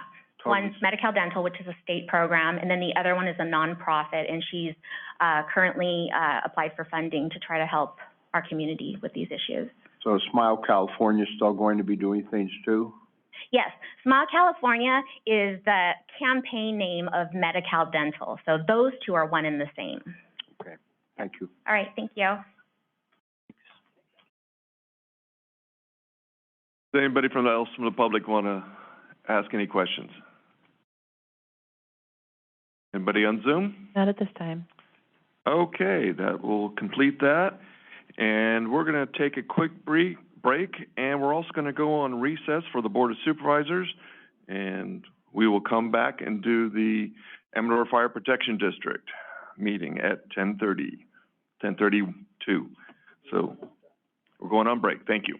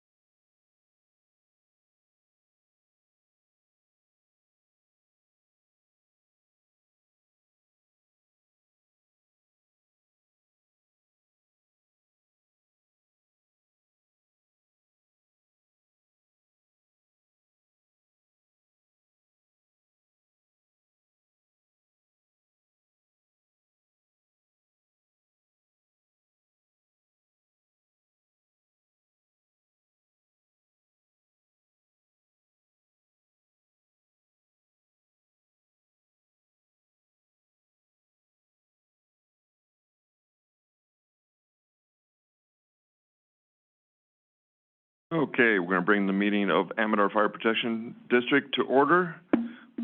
We've already done the Pledge of Allegiance today, so we're going to skip that and ask for the approval of the agenda. So moved. Second. Okay. Call for the vote. All in favor? Aye. Opposed? Okay, 5-0. Public matters not on the agenda. Discussion items only. No action will be taken. Any person may address the board at this time upon any subject within the jurisdiction of AFPD Board of Directors. However, any matter that requires action may be referred to staff and/or committee for a report and recommendation for possible action at subsequent board meeting. It's a 5-minute limit. Anybody, public want to come forward? Anybody on Zoom? Okay, we are opening the public hearing. Resolution of AFPD Board of Directors approving the engineer's report, confirming the diagram and assessment, and the orderly levy of AFPD Fire Protection Emergency Response Service Assessment for fiscal year 2023-2024. Chief, you want to start us out, please? Just that, obviously we have Chris Coulter here from SCI Consulting. If we have any questions regarding the engineer's report, et cetera, the objective of having Chris here is to answer any of those, and then certainly our AFPD staff is available for those questions as well. Supervisors, or directors, I should say, excuse me. Any questions? Hey. Okay, we'll open it up to the public. Anybody from the public want to ask? Yes, sir.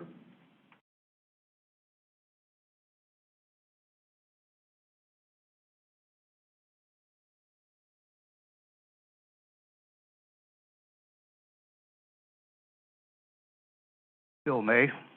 I have one comment. Let's throw out this sham election and start over and conduct a fair election. Have the elections department conduct it, because that's what they do, and this is a sham. Probably saw the article in the Ledger Dispatch. Back 10 taxation is wrong. This is wrong, gentlemen. Nobody is going to believe this was an honest election. Anybody I've talked to, none of them. They think this is open and transparent. Throw it out, start over, have elections conducted. Thank you. Thank you. Anybody on Zoom? Yes.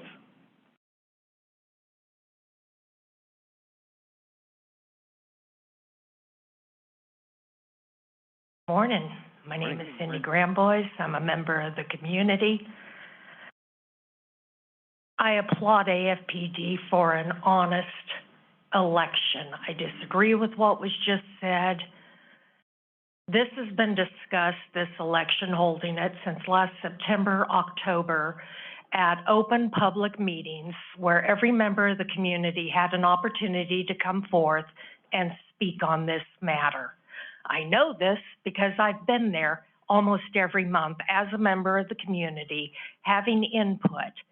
Now, I don't always agree with this board or any other board or individual members, but I have always been given the opportunity to have my voice heard, and I don't understand why anybody's complaining. It was all openly discussed. A majority of people voted for it. Congratulations, AFPD. Thank you. I will say one thing.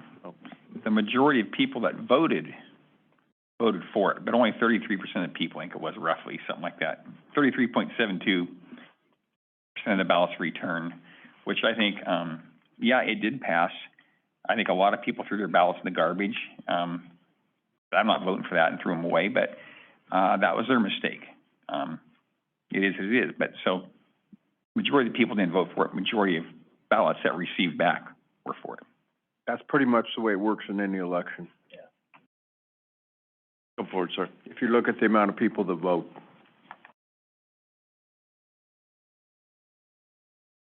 Yes, my name is John Applegate. Brian, you're exactly right. 33.72% of the ballots were returned. That's terrible. I think people that receive these notifications did not realize what it was because it wasn't coming from the elections department. So of the 10,319 ballots that were mailed out, only 20.8% of those ballots voted in favor of this measure. Yeah, I don't think this is right, nor do I understand where a weighted average comes from on a piece of property. So I don't think that was ever explained to the people. Just my comments. Thank you. Can I respond to that? Yes, sir. How are you, John? Good.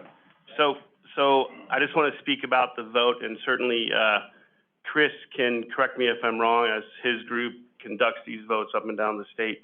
My understanding is the average, and I'm only speaking for this benefit assessment, but the average return rate is anywhere from 30 to 40% on ballots.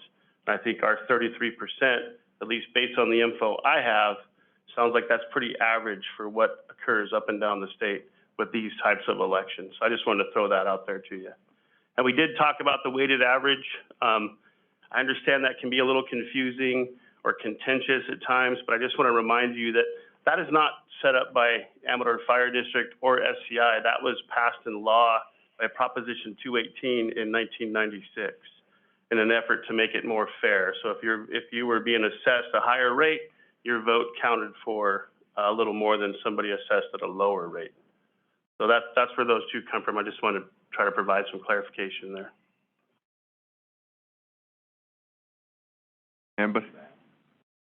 Anybody else? Yes, sir.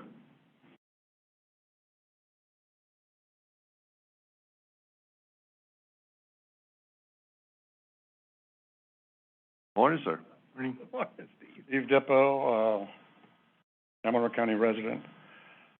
I have a lot of questions about this, but I'm going to go to what I think are the most important.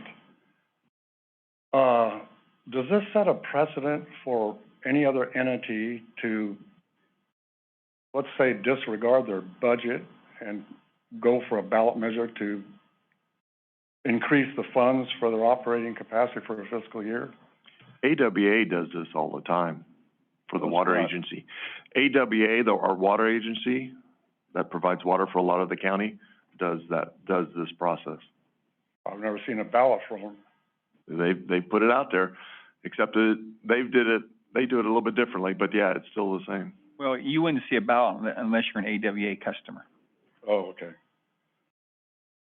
It just seems strange that, I mean, due to my research, the fire district received $1.7 million for fiscal year 22-23. And for some reason, they felt that wasn't enough. I've been with the state, and a lot of times we felt our budgets weren't enough, but we never were able to go on a ballot and ask people for more money. So, scenario, if I'm the superintendent of public works, and I've got a budget, obviously, for the fiscal year, and I feel, well, my guys, I trained them, they're good guys, they're reliable, I don't want them to go to another county or state entity for employment. So can I just say, I'm going to put a ballot out to vote for people to increase my budget because I don't think I have enough money to operate, or I want to take care of my men and raise their pay? Is this a precedent? I mean, can anyone just go on the ballot and say, I need more money?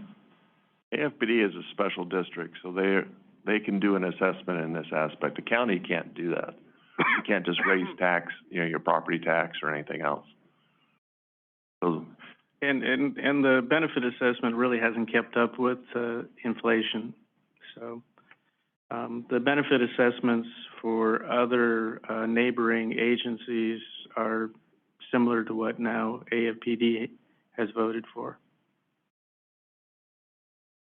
Well, I just find it kind of distressing that an entity has to go to a vote to get more money when they have a budget that was put together for that particular fiscal year. I mean, now we're gonna be increased by what, 3% per year for, no matter what the budget is? I don't think it's not mandatory, that's 3% It is every year. not, and it can only go up to 3%, but that would have to be approved year to year by this board. That's not automatic. Is it true that, property owners with multiple acres were assessed a very minor amount, a penny per acre? Depends on the use of the acreage. And what's that? If it's open space, yeah, it's assessed at a very minor rate. And if it's agricultural, has grapes on it or something of that nature, it's assessed at a different rate. That's correct. Okay, is it true that Tuolumne County was involved with this and counted the ballots? No, I'm not aware of Tuolumne County being involved in this. Wasn't the University Women, I think? League of Women Voters was involved. League of Women, yeah. Okay. I'm not sure where they were from. I don't know, were they from Amador or Tuolumne County? They were. Public observers too, Steve. And there was, there was also public observers. So just to be clear, the answer is yes then. That League of Women Voters was from Tuolumne County. Why was that? Why didn't our registrar of voters count them? I'm not sure. I think that's who responded to our request, yeah. Well, we've got a registrar of voters in this county to handle elections and ballot counting. What's going on here? Why are we going to Tuolumne County and have people count our ballots? Registrar of voters didn't even have any, why weren't they involved in this election? All you're doing is going to an independent group to count the ballots. It's nothing more than that. We could have gone, I guess we could have found an independent group in Amador County. What is our registrar for? Yeah. Why didn't they handle this whole election? Because it's an assessment, not a general election. And why is one ballot per household sent when there's multiple people in that household that live and own and reside on that property, that have a say in the vote? It's per property, not per person in the property. I know that, but why? So it'd go to the registered owner of that property. That's what the ballots were mailed. Well, there could be 2 or 3 registered owners of the property. Chris, can you speak to that? I'm gonna bring up Chris Coulter from SCI to answer that for you, sir. Chris Coulter, SCI Consulting.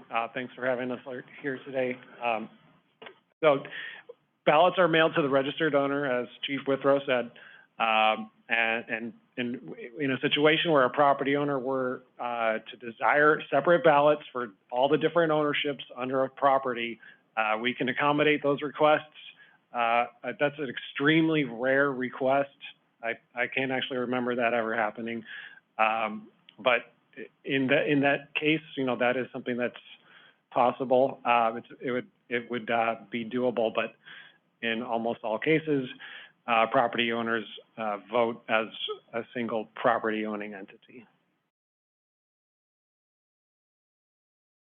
Well, I don't agree with that. I think that property owners in plural should be able to vote on a ballot considering a tax assessment, period. Simple as that.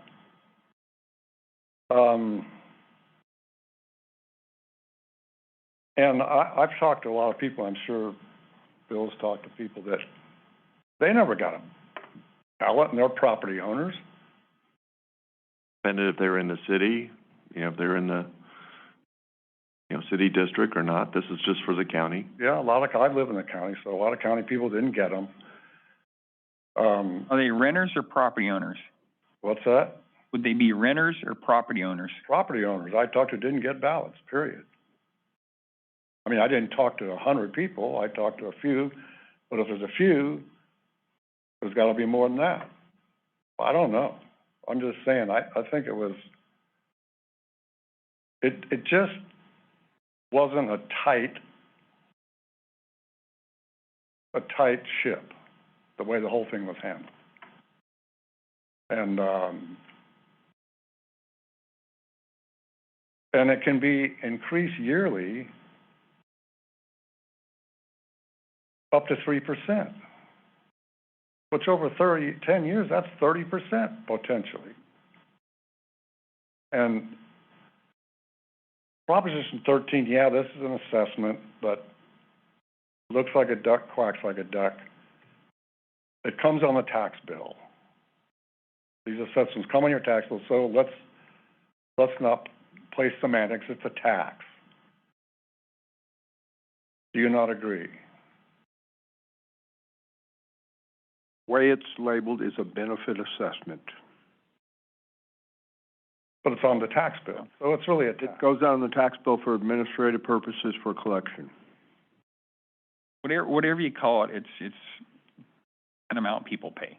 Whether you call it a tax, fee, levy, assessment, it's something people are being charged. I understand that, but I don't think that goes. Excuse me, Nicole Cook, Board Clerk. Just a reminder, public hearing is set for 3 minutes, and he's exceeded 5 minutes. Okay, I'm sorry. Thank you for your time, gentlemen. Thank you.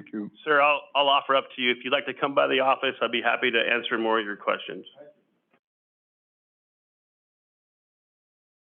Okay, anybody else from the public? Oh, Bill?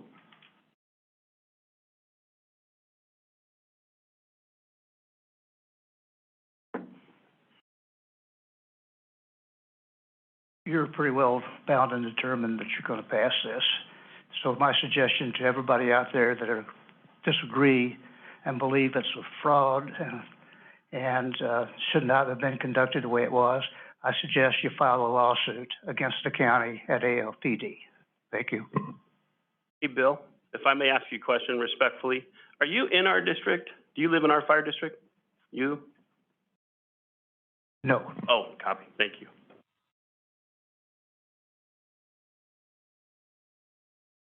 Okay, anybody else from the public? Anybody on Zoom? Move to close the public hearing. Okay. Second.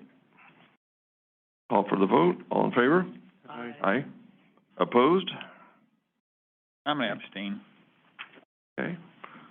401. Close the public hearing. Oh, sorry, I was looking at something else. Yeah, I'll vote yes. Okay, 5-0. I was looking at DA investigator stuff. Oh, that's coming up next. Okay. Back to the board again. Move to approve Resolution 2023-11. Second. Call for the vote. All in favor? Aye. Aye. President Neto? Yeah, I'm not, You gonna abstain again, or are you gonna go vote no? I'm abstaining. Okay. 5-0-1. That? 4-0. Oh, 4-0, excuse me. Thank you. And this will be the end of this meeting. Thank you very much. Now we're gonna bring the... I think what I'm going to start with is a little bit of history about the District Attorney's Office Investigative Bureau. The first investigator was Martin Ryan. That happened under Guy Reynolds' administration. I believe it was 1978. And Mr. Ryan continued in that position through the Gail Cuneo administration. The current bureau at the Amador County District Attorney's Office has almost 25 years' experience across the board. We're the most experienced law enforcement entity in Amador County in terms of the number of years and the amount of training that they've received. That's a fact. Getting back to Martin Ryan, there's a long history in this county with the District Attorney's Office Investigators Bureau of giving assistance to allied law enforcement agencies upon request. It started under Martin Ryan. I spoke with Martin just recently. He remembers assisting the DOJ in marijuana grows. He remembers assisting quite frequently with the Amador County Sheriff's Office. In fact, he relayed a couple of memories where he was with Emmett Retagliata and former Sheriff Prismich when he was a deputy in a high burglary area, hidden in the bushes, thinking that maybe the burglar would return. They didn't, but he remembers that. also with the Jackson Police Department, and that continued through Gail Cuneo. Art Price became the chief investigator, and again, under the Dave Richmond administration, the DA's investigative bureau continued in their assistance to allied law enforcement agencies, most notably with the Amador County Sheriff's Office and Jerry Grant Fry. It was a double homicide. Both Art Price and former Sheriff Blake, who was with the DA's office at the time as the DA investigator, helped in that case. Were instrumental in getting several interviews accomplished. Also, in the Dennis Palmer murder case, the Amador County Sheriff's Office received assistance from our investigative bureau, and also with ACSO in the Dean Bandera Ross case, and of course, Mule Creek State Prison. We've always assisted since its inception in 1982. Our Price continued through the Solani administration, most notably in a suspected arson in Jackson Police Department, a suspected rape with Jackson Police Department, Sutter Creek Police Department money laundering and fraud case, of course, Sutter Creek Brown Act assistance, and Mule Creek State Prison. In my administration, Our Price, Tom Sage, Noel Dunn, Mike Martin, and now Brandon Cohen have served as chief investigators of the District Attorney's Office, and I have continued that tradition of allowing my bureau to assist allied law enforcement agencies upon request. Most notably, Sutter Creek Police Department in Burgo, which was a matricide, very nasty matricide that occurred in Sutter Creek. Also in Sutter Creek, there was an arsenic poisoning. At the time, there was some debate as to what the cause of that was. We were able to find out that it was suicide. Sutter Creek, we were asked to assist, and we did in a hit and run. Sutter Creek, we were asked to assist in an investigation against the then mayor, Randy Aspinall, and we completed that investigation and that prosecution. Sutter Creek Brown Act request to investigate. There's Ione, a homicide, sexual abuse, numerous complaints regarding Brown Act violations. Amador County Sheriff's Office, JPD, were asked to perform officer-involved shooting investigations, and we've done that on a number of occasions. And also Mule Creek. Getting to our request, all local law enforcement agencies in this county and across the state, they train for mass casualty, critical incidents, hostage situations, etc. Any number of Amador events could turn deadly. The fair, Dandelion Days, July 3rd, just to name a few. I'm sure that the Santa Clara County Sheriff's Office and the Gilroy Police Department were not expecting a mass shooting at the Gilroy Garlic Festival, but that's what happened. And they were trained for such an event when it happened. You have to keep your finger over that button. This is something that all law enforcement agencies in all counties in California do. As far as the uniforms, it's a matter of officer and public safety, and also county and individual and department liability.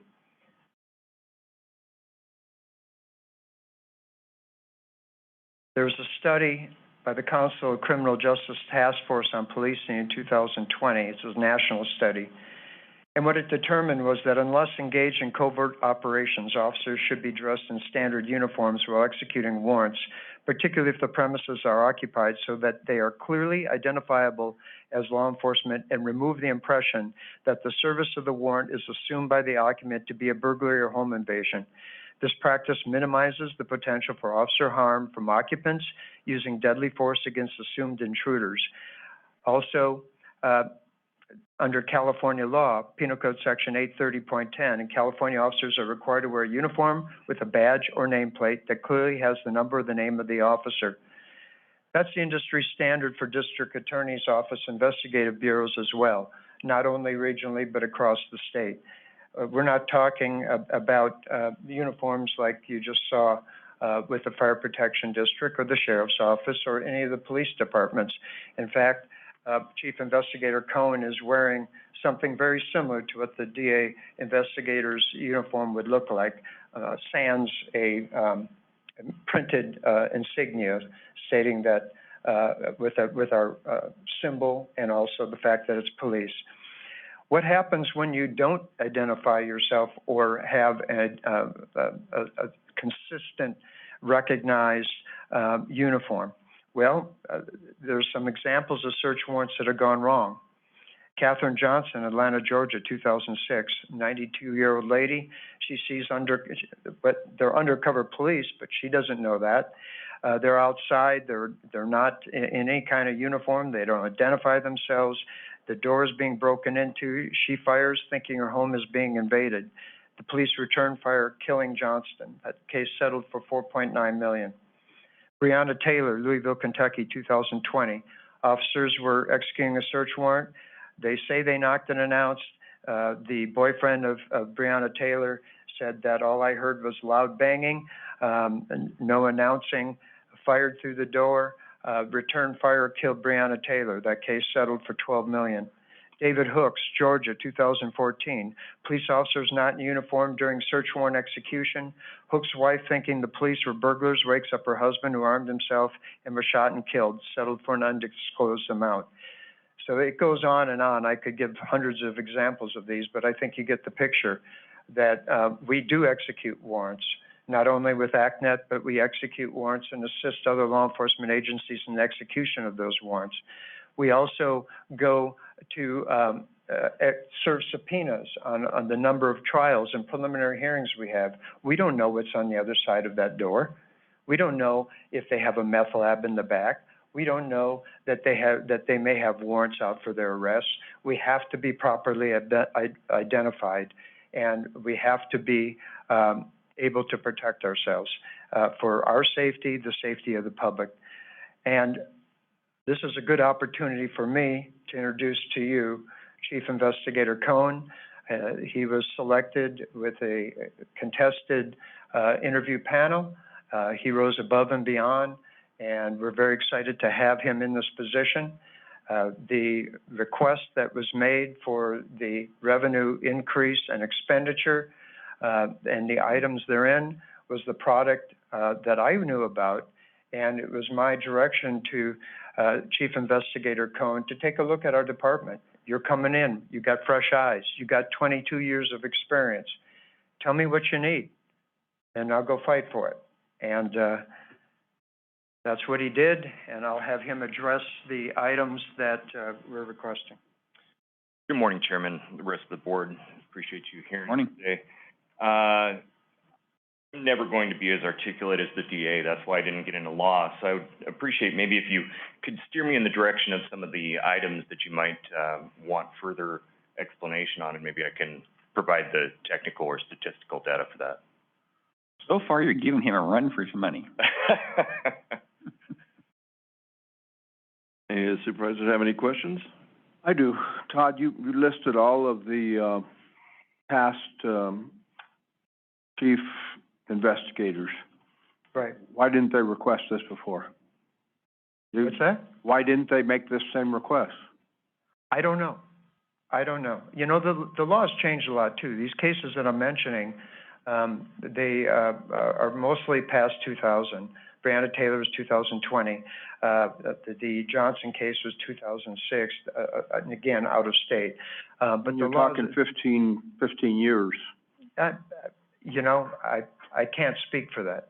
I know that it wasn't requested. I know that Investigator Cohn has looked around at what the industry standard is, what they're doing in El Dorado, what they're doing in Placer County, what they're doing in San Joaquin, what they're doing in the other counties that surround us.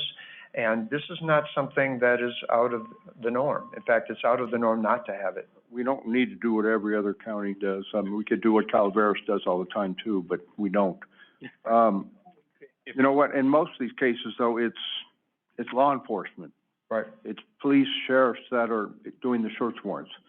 How many times does the DA investigator go in there without law enforcement? I know most of them used to be law enforcement with the sheriff's department or police department, but I'm going to defer to Chief Investigator Cohn. If I can answer that, sir. So we're not conventional law enforcement, nor are we trying to become so. We're not trying to expand our operational base nor empire build here.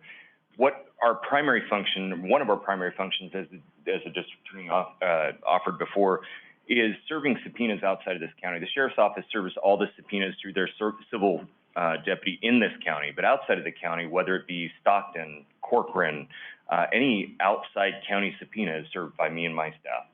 The unfortunate part about that is that, as he said before, the world, if you look around, is getting much more dangerous. And even though we might be serving a subpoena for a witness in a case that has no adverse reaction, that witness is unknown to us as far as their lifestyle, what potential things they possess in their house. And as you look through a blind and you're seeing the way DA's offices have been dressed in the past, all you're seeing is a button-up shirt with a gun exposed at the bottom. It's very hard to conceal the barrel of a gun in that outfit. What we're talking about is simply this outfit, which I think you'll find is very consistent with the probation department, with the sheriff's office investigation team. It's a basic polo shirt, khaki pants. What we're talking about is the badge of our office, not the badge of the sheriff's office or the police department, the badge of our office with our name and rank on that. The patches that go on the shoulder is for a simple purpose. It gives us one layer of protection that allows the people that are on the other side of that door to know that we are law enforcement. It gives us the cloak of a professional operation that's there with a lawful purpose. When you notice, if I'm knocking at a door, what's exposed is I'm knocking on that door on the other side of the blinds. It's my shoulder. You're not seeing my chest as you're looking through the blinds, you're seeing my shoulder. Same thing if we happen to be holding someone at gunpoint under the worst circumstances. What's exposed is our shoulders. That's why shoulder patches have become the industry standard. Now, I agree with you, we don't need to do everything that any other agency does. But when we're talking about providing safety for me and my folks that are serving these subpoenas or the search warrants or acting in concert as a force multiplier with the other agencies in this county, I think it's a small price to pay to give the public that we're addressing not only who we are, but what we're there for. So, when you serve warrants outside the county, like San Joaquin County, do you work in concert with local law enforcement? We would, yes. Okay. In most cases, it would depend on the circumstances. One of the things that the sheriff's office over the years has restricted some of their warrant service and some of the warrants that they actually choose to execute, and it's gone to more of the violent felonies and violent misdemeanors.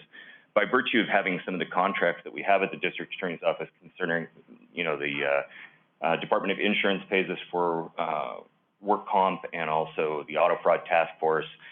We've got some really good investigators that work prison crimes, and also with ACNET, there are some misdemeanor crimes that come across our desk that might not be served by the sheriff's office or even by a surrounding agency. If I called Stockton up and asked them to serve a warrant for us on a misdemeanor violation for work comp, they would laugh at me until the phone disconnected. So how does that work then? Do we go down there and? We would advise the agency that we're going down there, and usually we would ask for a marked unit. Usually they can spare one unit to give us a marked presence. They normally do that. And then we would execute the warrant. Okay, but it's our staff that would actually knock on the door and yes, try to, and then possibly take someone into custody or search the premises?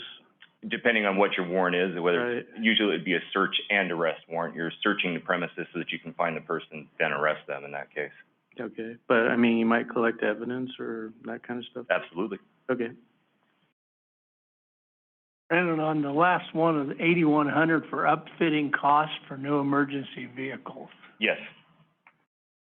I didn't quite, So we had to replace 3 vehicles when I came on board. They're law enforcement vehicles. Yes, we are not conventional law enforcement. We're not patrolling the streets looking for infractions of vehicle code. We're not doing proactive enforcement, but you brought up search warrants. Let's say we go down to Stockton to serve, in this case, maybe a felony warrant that we've worked on through follow-up and we're going to go serve. And as we show up, the person is leaving in a vehicle. Again, we have to be able to effect that arrest. We may have to use the emergency lighting. We may have to even go into a pursuit with that vehicle. If we show up at Stockton at 8 a.m. and the person is getting in their car and we don't have a vehicle that can perform those functions, I would guess, based on my experience, it would take about 45 minutes for a Stockton patrol officer to show up, and at that point, they could be as far as, Tulare. So we had to replace vehicles. We were able to piece some of the parts from the old vehicles, and I'm talking 2006 vehicles. They weren't, 2021s with 100,000 miles.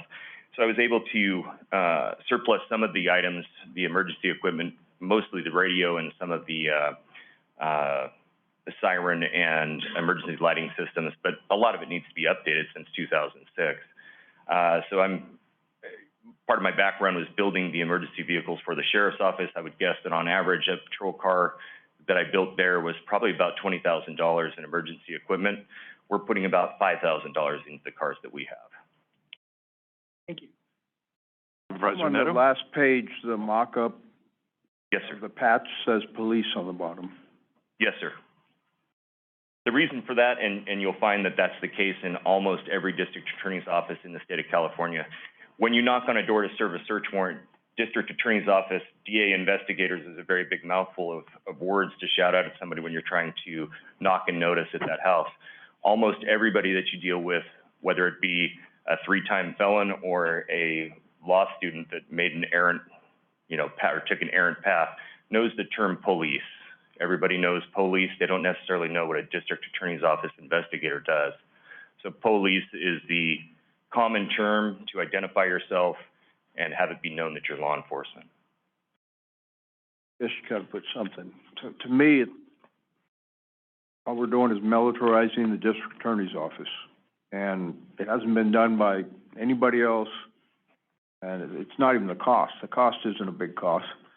Well, I just don't see the reason. I think if we tell you to go in a suit and a tie, you're probably gonna be better off than going in a uniform. So maybe you should look like the other attorneys. Well, I'm not an attorney. No, you don't have to be, but you can look professional in a suit and a tie. And there will be several circumstances. We do everything from dealing with children who are victims of sex assault to prison interviews down at the prison. There will be a myriad of occasions where we will be in a different uniform. There might be a very large portion of it that we will be in a suit. There might be a large portion of it where we're toned down to the audience that we're trying to get the confession or the admission from. In the case of a child who's been sexually assaulted, I'm not going to go in there in a vest, an external vest, and I might not even have a gun on for that matter. But my attire has to meet the activity that I'm conducting. A suit and serving a search warrant on someone in Stockton isn't really conducive, and it's not conducive for anyone. And that's the law enforcement standard, not the lawyer standard. Those are two different things drastically. Speaking with Martin Ryan, just a couple of days ago, I let him be aware of what our request was, and he says, make sure that you have police on either on your insignia or on the sleeve. And that's something that comes from his experience, and I know that Martin Ryan's a very respected law enforcement figure in Amador County, and he knows that this is something that is required. The fact that it wasn't there before, Supervisor Forster, I don't think is justification for not getting with the times and making sure that we are not only professionally putting ourselves out there to the public, but also potentially to bad actors, and insulating as much as we can the county, the department, and us individually from potential liability. Well, instead of put police, why not put sheriff? They're not really police, they're not really sheriff, so what difference does it make? What would be the definite? Well, a sheriff has a long-standing, and that's separated from police in general. But police encaptures a lot of different things. For instance, a state secret agent is still considered police, and you'll see all of their enforcement gear and all their shirts and everything else say police on it. It doesn't say special agent. The problem is, it's not that it couldn't. You certainly could. We could certainly say district attorney's office police or district attorney's office investigator. The fact of the matter is it doesn't convey the universal term to some of the element that we're dealing with. And the idea is to get the insulation of saying that we are police, we are here for a lawful purpose, and have that first line of defense in them knowing that you're there under a law enforcement purpose and not someone there to rob their house in the various outfits that we could be wearing.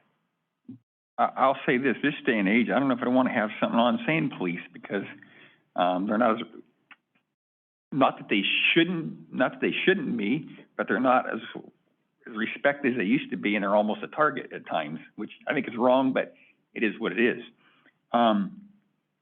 Kind of, something I think about at times, what the police force used to be going back 1950, 1960, you had one red light and a siren. Another day is over the fair, and there was some officer there, and they had their lights, their bright white lights on, and basically pretty much blinded me trying to drive. I thought, what the hell are they doing? I even told the guy, hey, you're blinding everybody. So it's gotten almost where I have bigger, brighter, more lights than you. It's almost become a contest. I agree, but in our case, we're going to a quarter of what a conventional law enforcement vehicle would have, and I could show you those stats, but basically we're putting a radio, a control head, a siren, and I'm talking, the sheriff's office, they have a different function than we do, and so do the law enforcement agencies. They're patrolling for vehicle infractions and actually stopping cars on a routine basis. We have one siren on the books to be put in these cars. You say control head, you talking like overhead lights? A control head is what actually controls all of the electrical runs into that, and it acts as a depot box to tell the machine what to do. And it has to have that to switch between lights and siren and so forth. There's certain things that are required by Title 18 for any sort of law enforcement vehicle, and you have to have a steady red when you're going through an intersection. You have to have lights on the side. Certain things like that are actually required. But we're going as basic and as toned down as I possibly can and still get us covered under the title sections. Another question, what do you need a rifle for?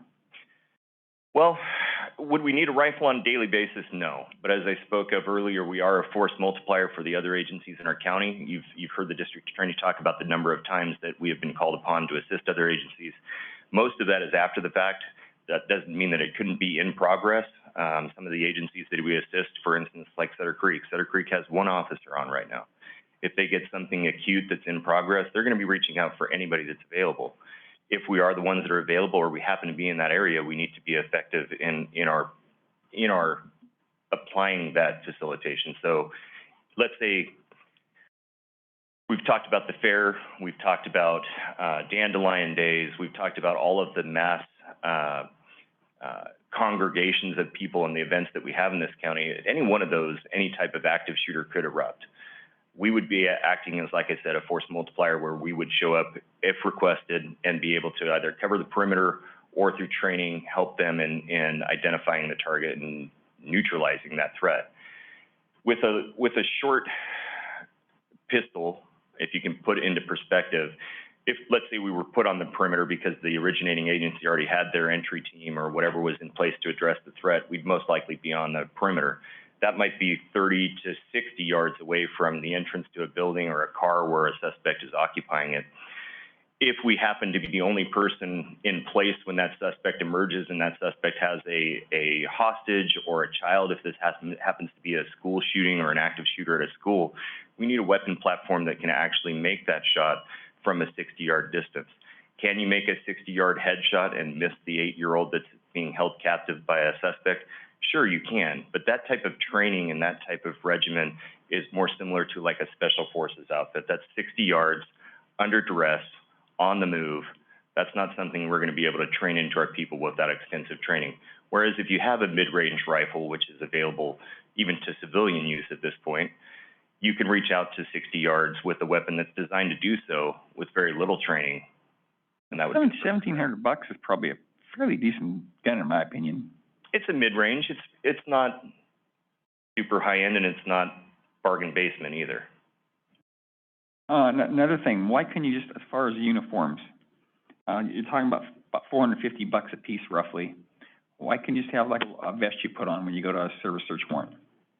We will. That is what we're talking about. But you still need. I'm not talking a ballistic vest. I'm talking just a regular vest. Says, hey, police, whatever you want. Just a regular vest that doesn't offer any ballistic protection? No. I'm okay with the ballistic. I understand you need that. I'm saying so people can identify who you are. Just have a vest put on, has a big old symbol in the back, says police. Maybe. That is what you're describing is exactly what we would have on. It is a vest, and it has, the only difference is it has the capability of holding your radio, of holding magazines, of holding the different. Well, you're talking about uniforms, $450. I mean, it's got to be something fair. I mean, that's a fair bit of money for clothing. Well, back up, I also want to make sure that, because I don't know how the actual request was put on the consent agenda, but I just want to make sure that this isn't money that's coming out of the general fund. I saw that. Okay. We know that. The money that we're talking about, that was an estimate because it's still in the design phase. When you design anything new, you have to pay for artistic creation and so forth. It may end up being much less than that. I have no idea yet. It's probably going to be, you're talking 2 patches per shoulder. If people want 4 shirts, we're only taking care of 2 shirts, but I would assume everybody's going to want 4 to 6 shirts if they're wearing them daily at 2 patches a piece. Roughly, they're $5 a patch. Then you add in the creative element of designing said patches, and then we need a badge for the carrier, the vest that you were talking about, our version, what we've chosen. So I'm guessing $2,000 is probably a relative or a relatively safe bet. It's not going to be over that, but it could be under that. You had 5,000 down, that's why I wondered, so. You know, I haven't had employees, and I always told them that if you found something that would help our business or improve the safety of what we're doing, don't keep it to yourself. Just let me know, and we'll go get it for you. And I started out on this, on the militarization of the department, that I was a little skeptical of. Then I moved on to that you're facing a force that's getting more militarized, or whatever you want to call it, all the time. You got to match force with force. And like the search warrants, you don't know if grandma's going to open the door or a 3-time felon. And you can't, whoops, I got to go back to the car to get more gear. And so all in all, if you think that it's going to make the job safer for the guys, and I know almost all of them, then I would support it for that reason. This independent, I think there's some concern that this is just the tip of the iceberg, that we're going to need more cars and we're going to need more of this, and you're going to want it out of the general fund, to be perfectly honest with you. Well, I can answer And we're a that. little scared of that. I can answer that. So I'm just trying to be honest with you. I hear you. It's also a introduction to a new person and a new assignment in an agency that they didn't work before. So I'm happy to build that relationship and let you know who I am piece by piece along the way. I'm not interested, like I said, and I'm quite certain that the district attorney is not interested in branching out from what we're doing. What we're trying to do is increase the legitimacy, the effectiveness, and the capability of our team in the functions that we have currently. In the functions that we perform currently, I don't need a Bearcat. I don't need a tank. I don't need a helicopter to take us to Stockton. But we do want to maintain our safety, our personal safety, and the safety of those that we're encountering, and we have to stay with the times that we currently operate in. You spoke of, not knowing who's on the other side of the door, and I completely agree with you. We always plan for the worst case event and hope for the best, not the opposite way around. And in some of the areas that we're serving warrants or even serving subpoenas, it's not necessarily even the target house that you're knocking on the door that is of concern. It might be the neighborhood that the house lies in. As Supervisor Oneto said, anytime that you're recognized as police, whether it's a ragtag bunch of guys with button-up shirts that are recognized as police because they can see the guns impressed in the bottom of their clothing, or you have something that says police, if you're in the wrong neighborhood at the wrong time, you might get engaged by people just simply because you are law enforcement. And they don't differentiate between, are those guys Stockton PD or those guys Corcoran SO? They just recognize you as the popo. And they're going to engage you as necessary, whether that be with force or verbally or whatever the case may be. We need to be able to meet those threats and respond accordingly. Thank you. Okay, anything else from the supervisors? Well, the Breonna Taylor case, you weren't gonna stop that no matter what. They identified themselves, they shot through the door. They weren't worried about who was on the other side. And they were dealing drugs on the inside, so. Anybody from the public? Anybody on Zoom? At this time. Okay. I had one more question. What has historically been, VA investigator vehicles as far as emergency gear? It's the same thing that we're putting. Are you talking like to run down basically? So basically, every vehicle that I've surplused that we now have new vehicles for, but needs to be outfitted, it's mimicked from the old vehicle. So we need a radio so we can hear what's going on in the neighboring areas, or, you know, let's say we're serving a search warrant in Stockton. Well, if that happens to be a day that everyone's rioting for some reason unbeknownst to me, I need to hear about that on the radio. Then it would have a siren so that you can effectively stop whatever law enforcement target you're engaging, and lights. Like I said before, if you're going what we call code 3 or emergency response, there's a million reasons why we might have to do that. You have to have a steady red forward facing, and you have to have flashing red and blue that's visible from 360 degrees.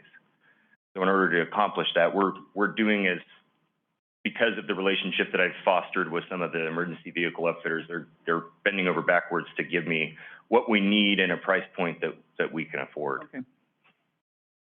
You're talking on code 3. When would the DA investigator ever need to do that? In the case of a mass shooting or something like that? Well, certainly that situation, hopefully we don't have to experience that, but we could have to experience that. But also if let's say we're going to lunch and the sheriff's office puts out for an $11.99, an officer needs assistance, I'm not going to pass up on that. I'm going to have to go to that to offer my assistance, whether it costs my life to that degree. In that situation, we would respond code 3.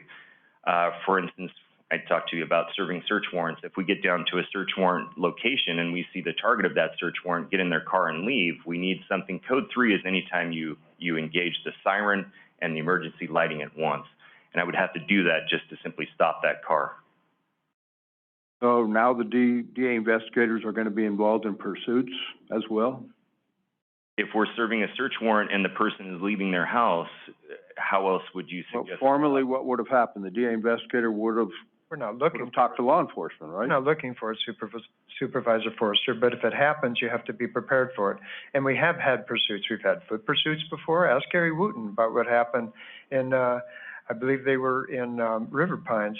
And Gary Wooten had the guy leg bailed on him, and he put his arm out, knocked Gary to the ground, and Gary was out there chasing him. So yeah, if he got into a vehicle, they were able to apprehend him. But if he got in a vehicle, we would have been pursuing, and we would have been doing so at the time without the appropriate licensed siren.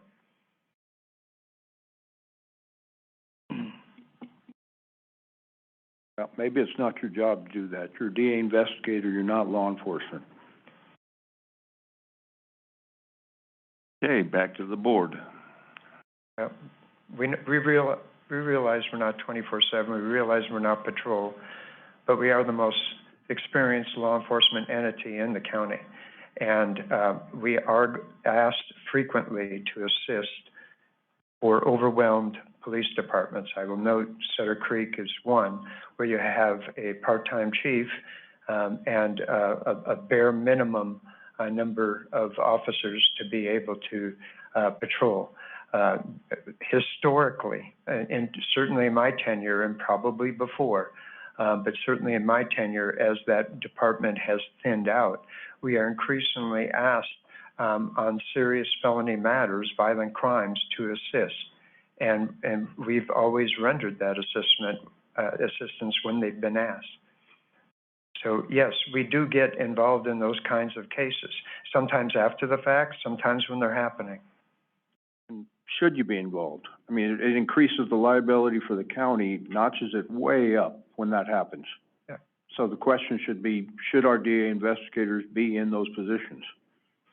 Well, again, the reason I gave the historical perspective is to the interaction between the investigative bureau since its inception to the present, is to show, number one, that there's been that history of assistance to allied law enforcement agencies, not just the state and local, but when they ask, we're there. I'm not going to turn my back when a law enforcement partner says, I need your help. We're going to be there for them, as I would expect that they would be there if we needed their help.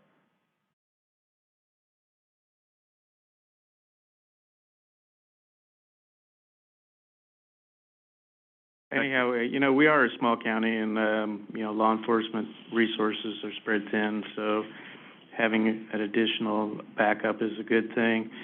I understand some folks' concerns, so we can clearly, revisit this if if it escalates, but I think this request is reasonable at this time. So, I'm willing to make the motion to approve, purchase of unbudgeted equipment for the DA Bureau of Investigations, using the Asset Forfeiture Trust account. You have a second? Second. Okay. This will require a forfeit vote. Okay. Call for the vote. All in favor? Aye. Aye. Opposed? No. Okay. 4-1-0. Thank you very much. Thank you. Okay, we're on to 3G.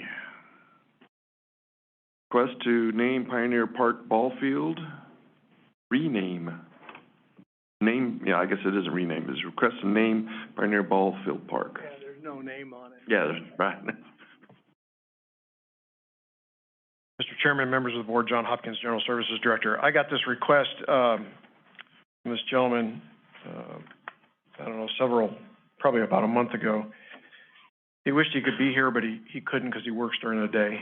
So, he still asked me to present the email that he had provided to me to you to see what you wanted to do about the upper ball field up there, and him putting his past friend's name on that backstop. And they're also looking to refurbish. Yep. Refurbish the field. Well, what he mentioned in his email there, yeah. All right. So it's really, that's a decision up to the board. As I mentioned in here before, we used to have a Pioneer Park Board that no longer exists.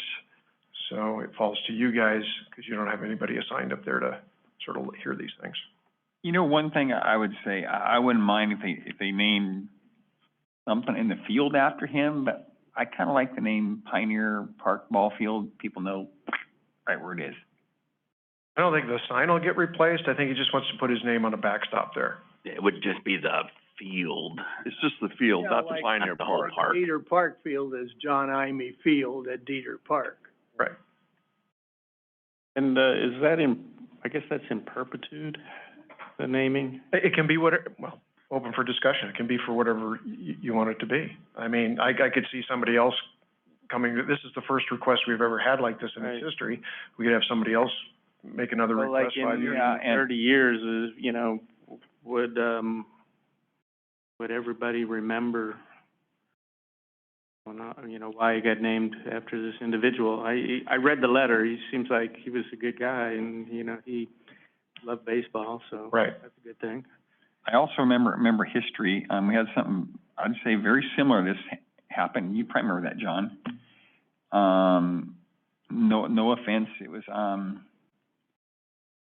Robin Ormsby came in, and J.D. Atkins Ormsby wanted to name a bridge in honor of him, who he died and went to the Iraq War, which, hey, I respect his service, and it's a tragic thing. And it seemed like a no-brainer, very logical. We said, yeah, let's go ahead and do that. And then we had the American Legion came in and said, what about the rest of the vets? And then the Allen family came in and said, hey, that bridge is being renamed, was ground that came from our family, and our brother or uncle, whatever, died in World War II. What about him? It's just something I haven't forgot that.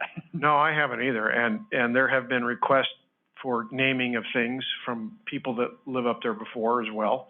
So it's why it's here for you to consider.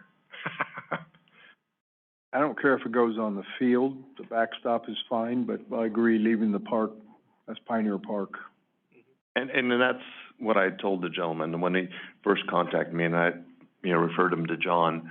But no, we're not gonna rename the park. And I said, but we could probably do the baseball field, because the baseball field doesn't, it's the upper baseball field.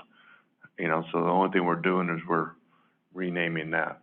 You could always, I'm just thinking out loud here, you could always just reserve, that backstop's a pretty large backstop. You could always reserve that to let this individual know that, yes, you can put your buddy up there. Yes, you can do these things that you're wanting to refurbish. And if somebody else comes along and they want to add to that and do something for the park, maybe you allow them to add to the backstop as well. Yeah, it goes along with the. Okay, Pat. We're we're hopefully gonna get a grant from PG&E for the lights, to replace the lights there at the ball field. And, we've talked in the past, we said if you wanna replace the lights, we'll put your name on the backfield of PG&E donating the lights to Pioneer Park. So anything you know, we can get assistance with that poor little park would be appreciated. I understand what Supervisor Arnett's saying, though. You may want to reserve space. There, like I said, the backstop's a big area. Like you see law enforcement agencies, they have a plaque and they recognize those outstanding people or people that were committed to the park years ago, and you reserve that, or let me tell this individual that it's not exclusive to that individual, but he has the right to do so right now and rename that or put that in memory of on the backstop for his buddy. Like a Hall of Fame thing. Yeah, that's just an idea thrown out there. So it leaves it open a little bit and avoids conflict maybe in the future. Ryan's talking about. And Floyd still wants to sign. You better get to that pretty quick, or he's gonna come after you. I can talk to Floyd.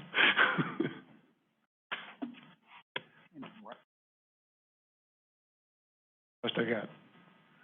Okay. Anybody from the public? Anybody on Zoom? Not at this time. Back to the board. What would you like to do? I'd like to keep it at Pioneer Park Ball Field. I don't mind naming a part of it or something after him. You say Pioneer Park Ball Field, we know right where we're at. I guess things do change over time, but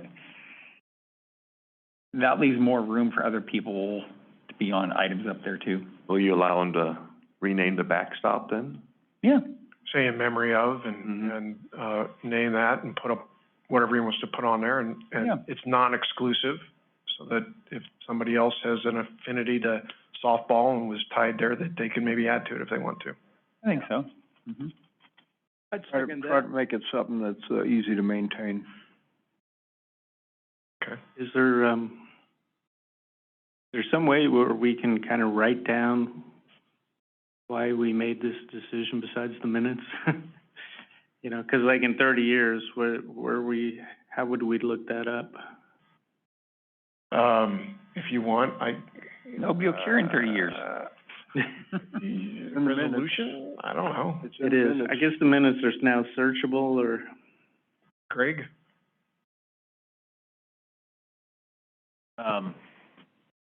Well, it'd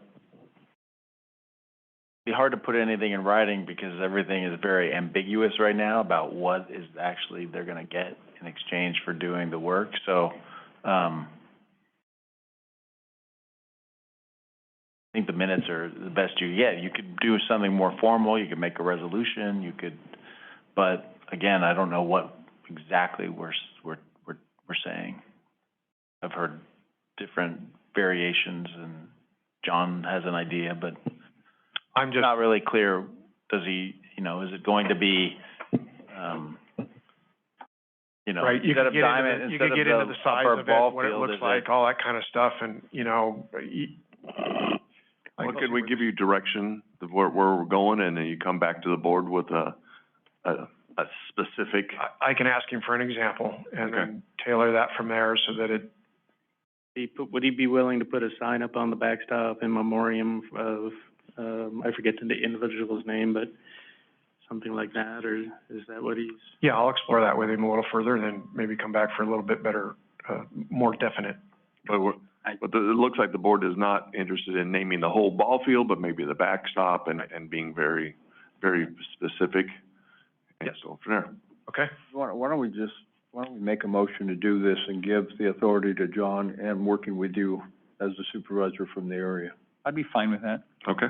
I would make that motion then with those details to name the upper field at Pioneer Park, the James Jimmy Lee Kenyon Jr. Field, and leave the details to Mr. Hopkins and Supervisor Brown as to the actual artwork. I thought we were doing the backstop. Backstop. Yeah. Backstop, what'd I say? You said the field. Well, that's the request, the field, so if the artwork would go, whatever it is, would go on the backstop. Of the field, the upper field, correct? Well, that's the hold on here is Supervisor Neto is not looking to do the whole field. You were looking at just to name but, Well, the field is different from Pioneer Park. It is. Pioneer Park's the whole it's thing. just the upper field at Pioneer Park. So that's the reason I'm fine with the definition of the field itself. When you say Pioneer Park Ball Field, it's there. You start saying. Now, there's two fields sitting there. There's the piece of junk field down below and the good upkept field up on top. So it's the upper field or lower field. So the only thing you'd be changing would be changing it from the upper field to the Jimmy Field or whatever. On the backstop. On the backstop. And it could still be the upper You're field. changing the name of the ball field to the Jimmy Lee Kenyon Ball Field. Yeah, the field, not the park. It's still Pioneer Park. You know, it's still, for Sacramento, it's still Arco Arena for me. Where's the Jimmy Lee Field? It's in Pioneer Park. Oh, I know where that is. So it's gonna solve itself. I gotta add one little more confusion out there, but. So that's my motion. I'll Okay. second that. Okay, we have a first from Supervisor Forrester, second from Supervisor Crew. Call for the vote. All in favor? Aye. Opposed? I'm abstaining. I don't want to vote no in the memory of the fellow that passed away, but Okay, I don't want to vote for it. so we're 4-0-1. Okay, we're on to General Service Administration, discussion of the impact of cities relative to the animal control services. So, we've gotten to a point where, except for Amador City, haven't really gotten anywhere with them though, other than hearing from them that they'd like to work something out.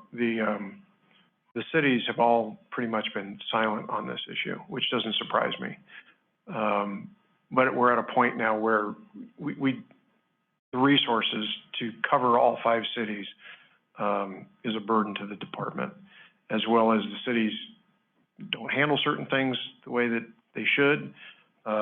They do ask for staff's assistance every once in a while in law enforcement issues, which we've got to manage delicately. When it comes to the legal part of things, we leave it up to the cities to handle those things. But the care and the board and the feeding, all that stuff is absolutely the city's responsibilities. It's no different than any other law enforcement agency that you have, the sheriff's office or. We need to get patches for their shoulders then. Yeah. Well, when they go out, This way here, the dogs wouldn't bite them. we're okay. So, I don't need guns and pistols right now, even though in the code, police officers, deputy sheriffs, highway patrol, and animal control officers all share the same responsibilities if they are sworn officers. We are not here in this county like Placer. Our model is that we educate like teachers and enforce that way. We don't enforce like cops. And if there is an issue, they do a very good job of vetting that out. And if they need a civil standby, we call for a civil standby to assist us through the sheriff's office. So a little different model than the district attorney. That's the way you should do it. But regardless, the cities, we got to do something about the cities. So my proposal to you guys is we give them a time frame and we're basically going to cut them off. I got one question, John. You're doing it by population. Yeah. Do you have any idea what % of animals come in from what particular jurisdiction, roughly? Yeah, we looked at that, and there is the ebb and flow could be 110 to 70. And so to provide the cities with an opportunity to, funding-wise, so they didn't have these peaks and valleys. All I'm asking is would you say, does the population numbers? They're pretty consistent. So that correlates to what you're looking as far as animals taken in from different areas? Yeah. Okay. So there's more from the city of Jackson versus Amador City, for example? Typically. An easy one. Yes. And as the city of Ione continues to grow, they're gonna. Has this escalated over time? Yes. Okay, do we understand why that's occurring? Yeah, the county has been generous. Okay, but I mean, is it just that, or it sounds like there's more pets being surrendered though too? Well, yeah, we have that Maybe ebb and not. flow. You know, the coronavirus didn't help with that it helped with adoptions. Yeah. But now you're starting to see that pendulum swing the other way, where people that took on those responsibilities no longer can take care of those responsibilities. So now you're seeing an uptick. Not to throw a glitch in your numbers, but one thing I'd wonder about, I would think maybe you might, per capita, you might have more animals in rural areas. And you also got like livestock, stuff like that in rural areas, which, Livestock, a little bit of different animal, and yes, we deal with livestock predominantly a lot more in the rural areas, but dogs and cats, families own dogs and cats, and so the greater populations are the cities. okay, really? Yeah. Okay. So in essence, what I'm suggesting is, you come from Jackson and you want to drop off Fluffy, we're going to say, go see Jackson. So now we have had a change in, I think countywide recently in our city managers' positions as well. So I know that that's probably not helping with the transition, but I have heard from, I think the gal in Sutter Creek, and she took my email under advisement, but I haven't heard from her. It still doesn't help our resources and the impacts to the staff, and we close on a regular basis. I mean, Evan calls me or texts me all the time and says, hey, I need to close because somebody's sick. You know, we just don't have the staff to continue to support the cities like that. And for me, I mean, when you take a look at the numbers, we could do a lot more with caring for the constituents that we are responsible for instead of dealing with the cities matters. I mean, cities want to be cities, they need to go be a city. So you're really looking at only like the shelter and licensing services as far as the dollar amounts you're looking at? I think when we did that, yeah. What was the question again? Yeah, we took the budget, yes. Yes. Yeah, you're only really looking at the licensing and shelter services as far as the dollars and cents that you're dividing up. Yes, and then field services is completely different. Okay, that's the one I want to make sure, because, Yes. yeah, because that wouldn't be fair. Well, when we took a look at these numbers, I think you did take the budget overall, right? That's how you came. Yes. Yeah, no, it includes all of that. Okay, so I think. In our contract, we separate it out. Okay, so with these numbers, budget based on population percentages, I think maybe some of those numbers could probably be backed off a little bit on the cities, would be my guess. If we entered into a contract. Yeah. Yeah. But if we're going to continue as is, like we are today, no, those stay.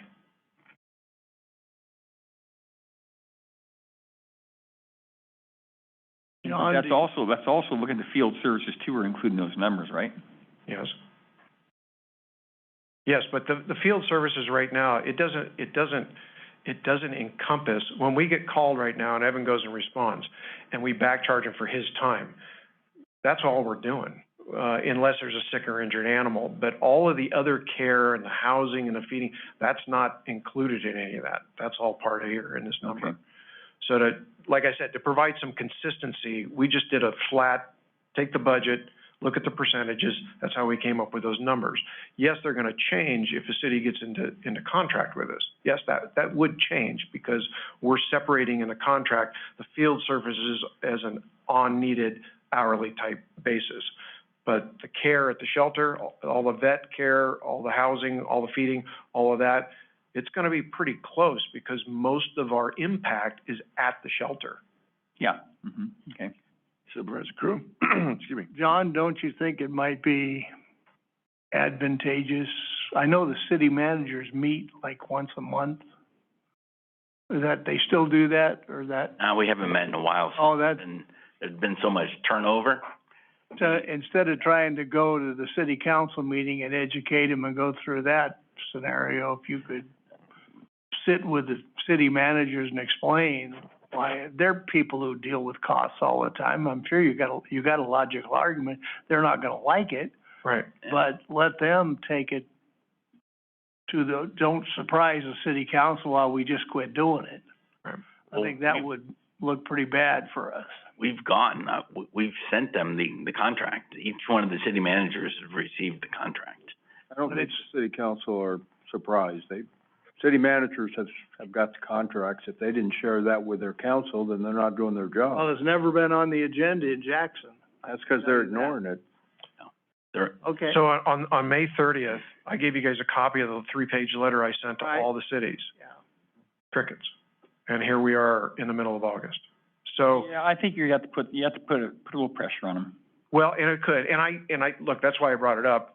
There have been, I think, 3 city manager positions that have rotated here recently. Yeah, it might do good to kind of let that settle down a little bit, but, because, yeah, their interims aren't gonna wanna push this, but, the cities are all in trouble. Everybody's got costs that are going up. None of our cities are generating the revenues that they need to survive. I know the sheriff has just asked Plymouth for almost $400,000 more, for their law enforcement contract. You know, nobody can make ends meet, and it's a challenge. But the board needs to be aware that this is a charity on behalf of the county that we're giving to the cities. Well, it's not just a charity. Well, it's not just a charity. Pressure we're putting on our staff. Yes. When they have to go out, legally now, 2 of them have to be involved with euthanasia. Yes. And that takes a toll on our staff. You wonder why people don't want to stay in that business when they have to do that constantly. Yeah, and that's, you're absolutely correct. So it's, you know, if the cities, look, I understand that, but, I've said this before from the economic development side, where I don't understand that Calaveras is 10,000 larger in population and larger geographically than we are, yet they've got 1 city and we've got 5. So it doesn't make a lot of sense to me sometimes, but those cities have chosen to be cities and they have their own responsibilities. You, as board members in the past, we've had these conversations where we start to slip, and it is a charity. And you've said, okay, well, just do what you can and continue with that charity. I'm at a point now, though, where I'm burning people out, too. So we've got to consider the resources and what we do at the shelter, as well as getting in conflicts with people like even APAL or CATS and things like that we don't need to. We don't need to. This is all created because the cities aren't taking responsibility for what they need to take responsibility for. And there are counties where they have. San Luis Obispo County, all the cities came together with the county and built a facility. So there are counties that have that cooperative relationship with the cities. I know it's another cost, but we've been shouldering this for way too long, and the impacts are just getting more and more on our staff at animal control. We'd be happy if with all 5 cities, if they'd sit down and talk with us and figure out percentage-wise how we could just get a tech and an animal control officer, just get 2 more staff on board to help with just sick, vacation, and sometimes the ebb and flow of animals that we get at the shelter at different times of the year. And I could even approach it that way, where we sit down and say, look, we understand that you don't have a shelter to take these things to. They just don't. They're not like Front Street in Sacramento or Stockton. They just don't have the means to do so. But maybe I can work out something to where with staff and with the city managers, we can at least maybe get them to pay for, maybe not the full enchilada, but at least part of what it is to get there, to start this. I can do that, but I think now, though, I just need kind of your acceptance to say, yeah, go forward and start cutting the cord.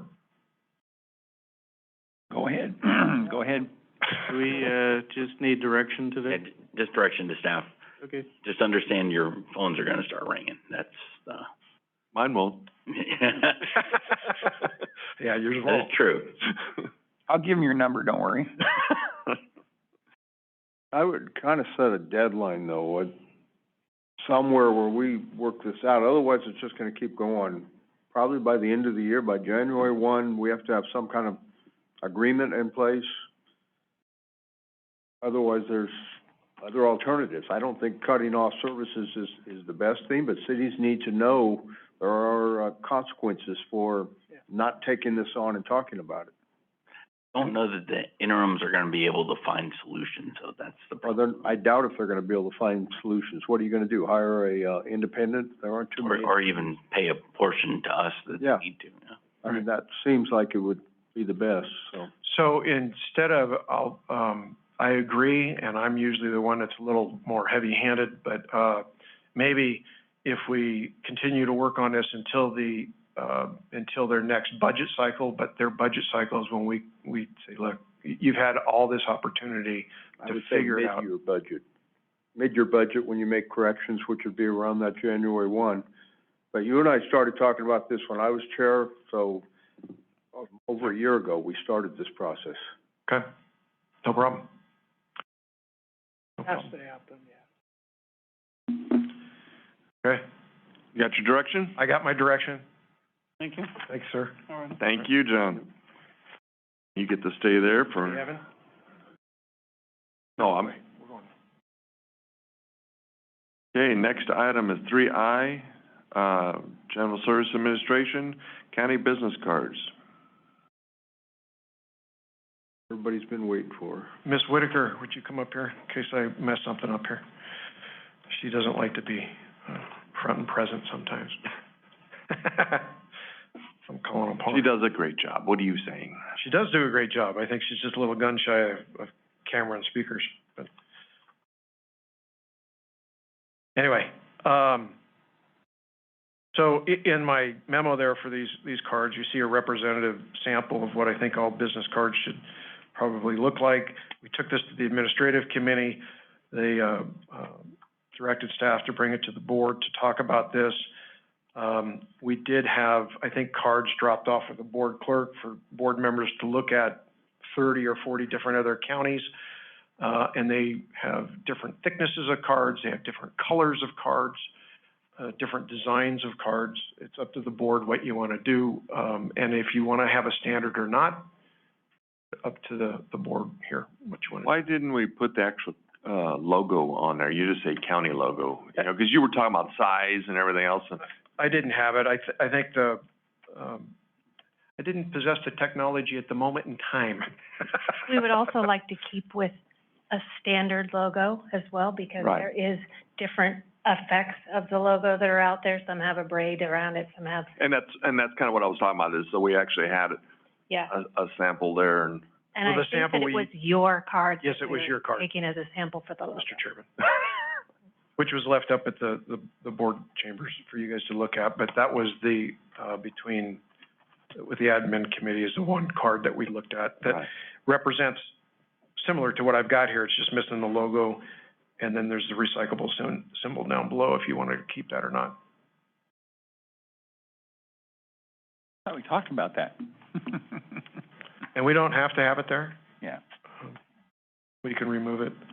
But I think it's important for the board to weigh in so that the entire county knows that we're going to get away from about the 35 different design of cards that we have. So the board says, yes, this is this is the way we want to be represented. Yes, we should have one consistent business card. Okay. Everybody will sleep better tonight. Is that good? Yep.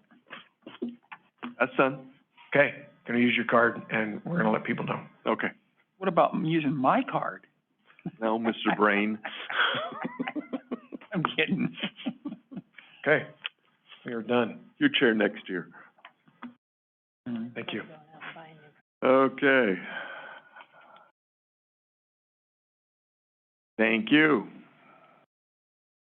On to the last item, Board of Supervisor meeting minutes. Move to approve with minor corrections, except for when we talked about the winery ordinance.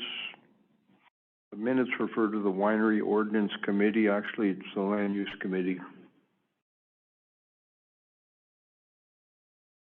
Talking about the winery ordinance. Mm-hmm.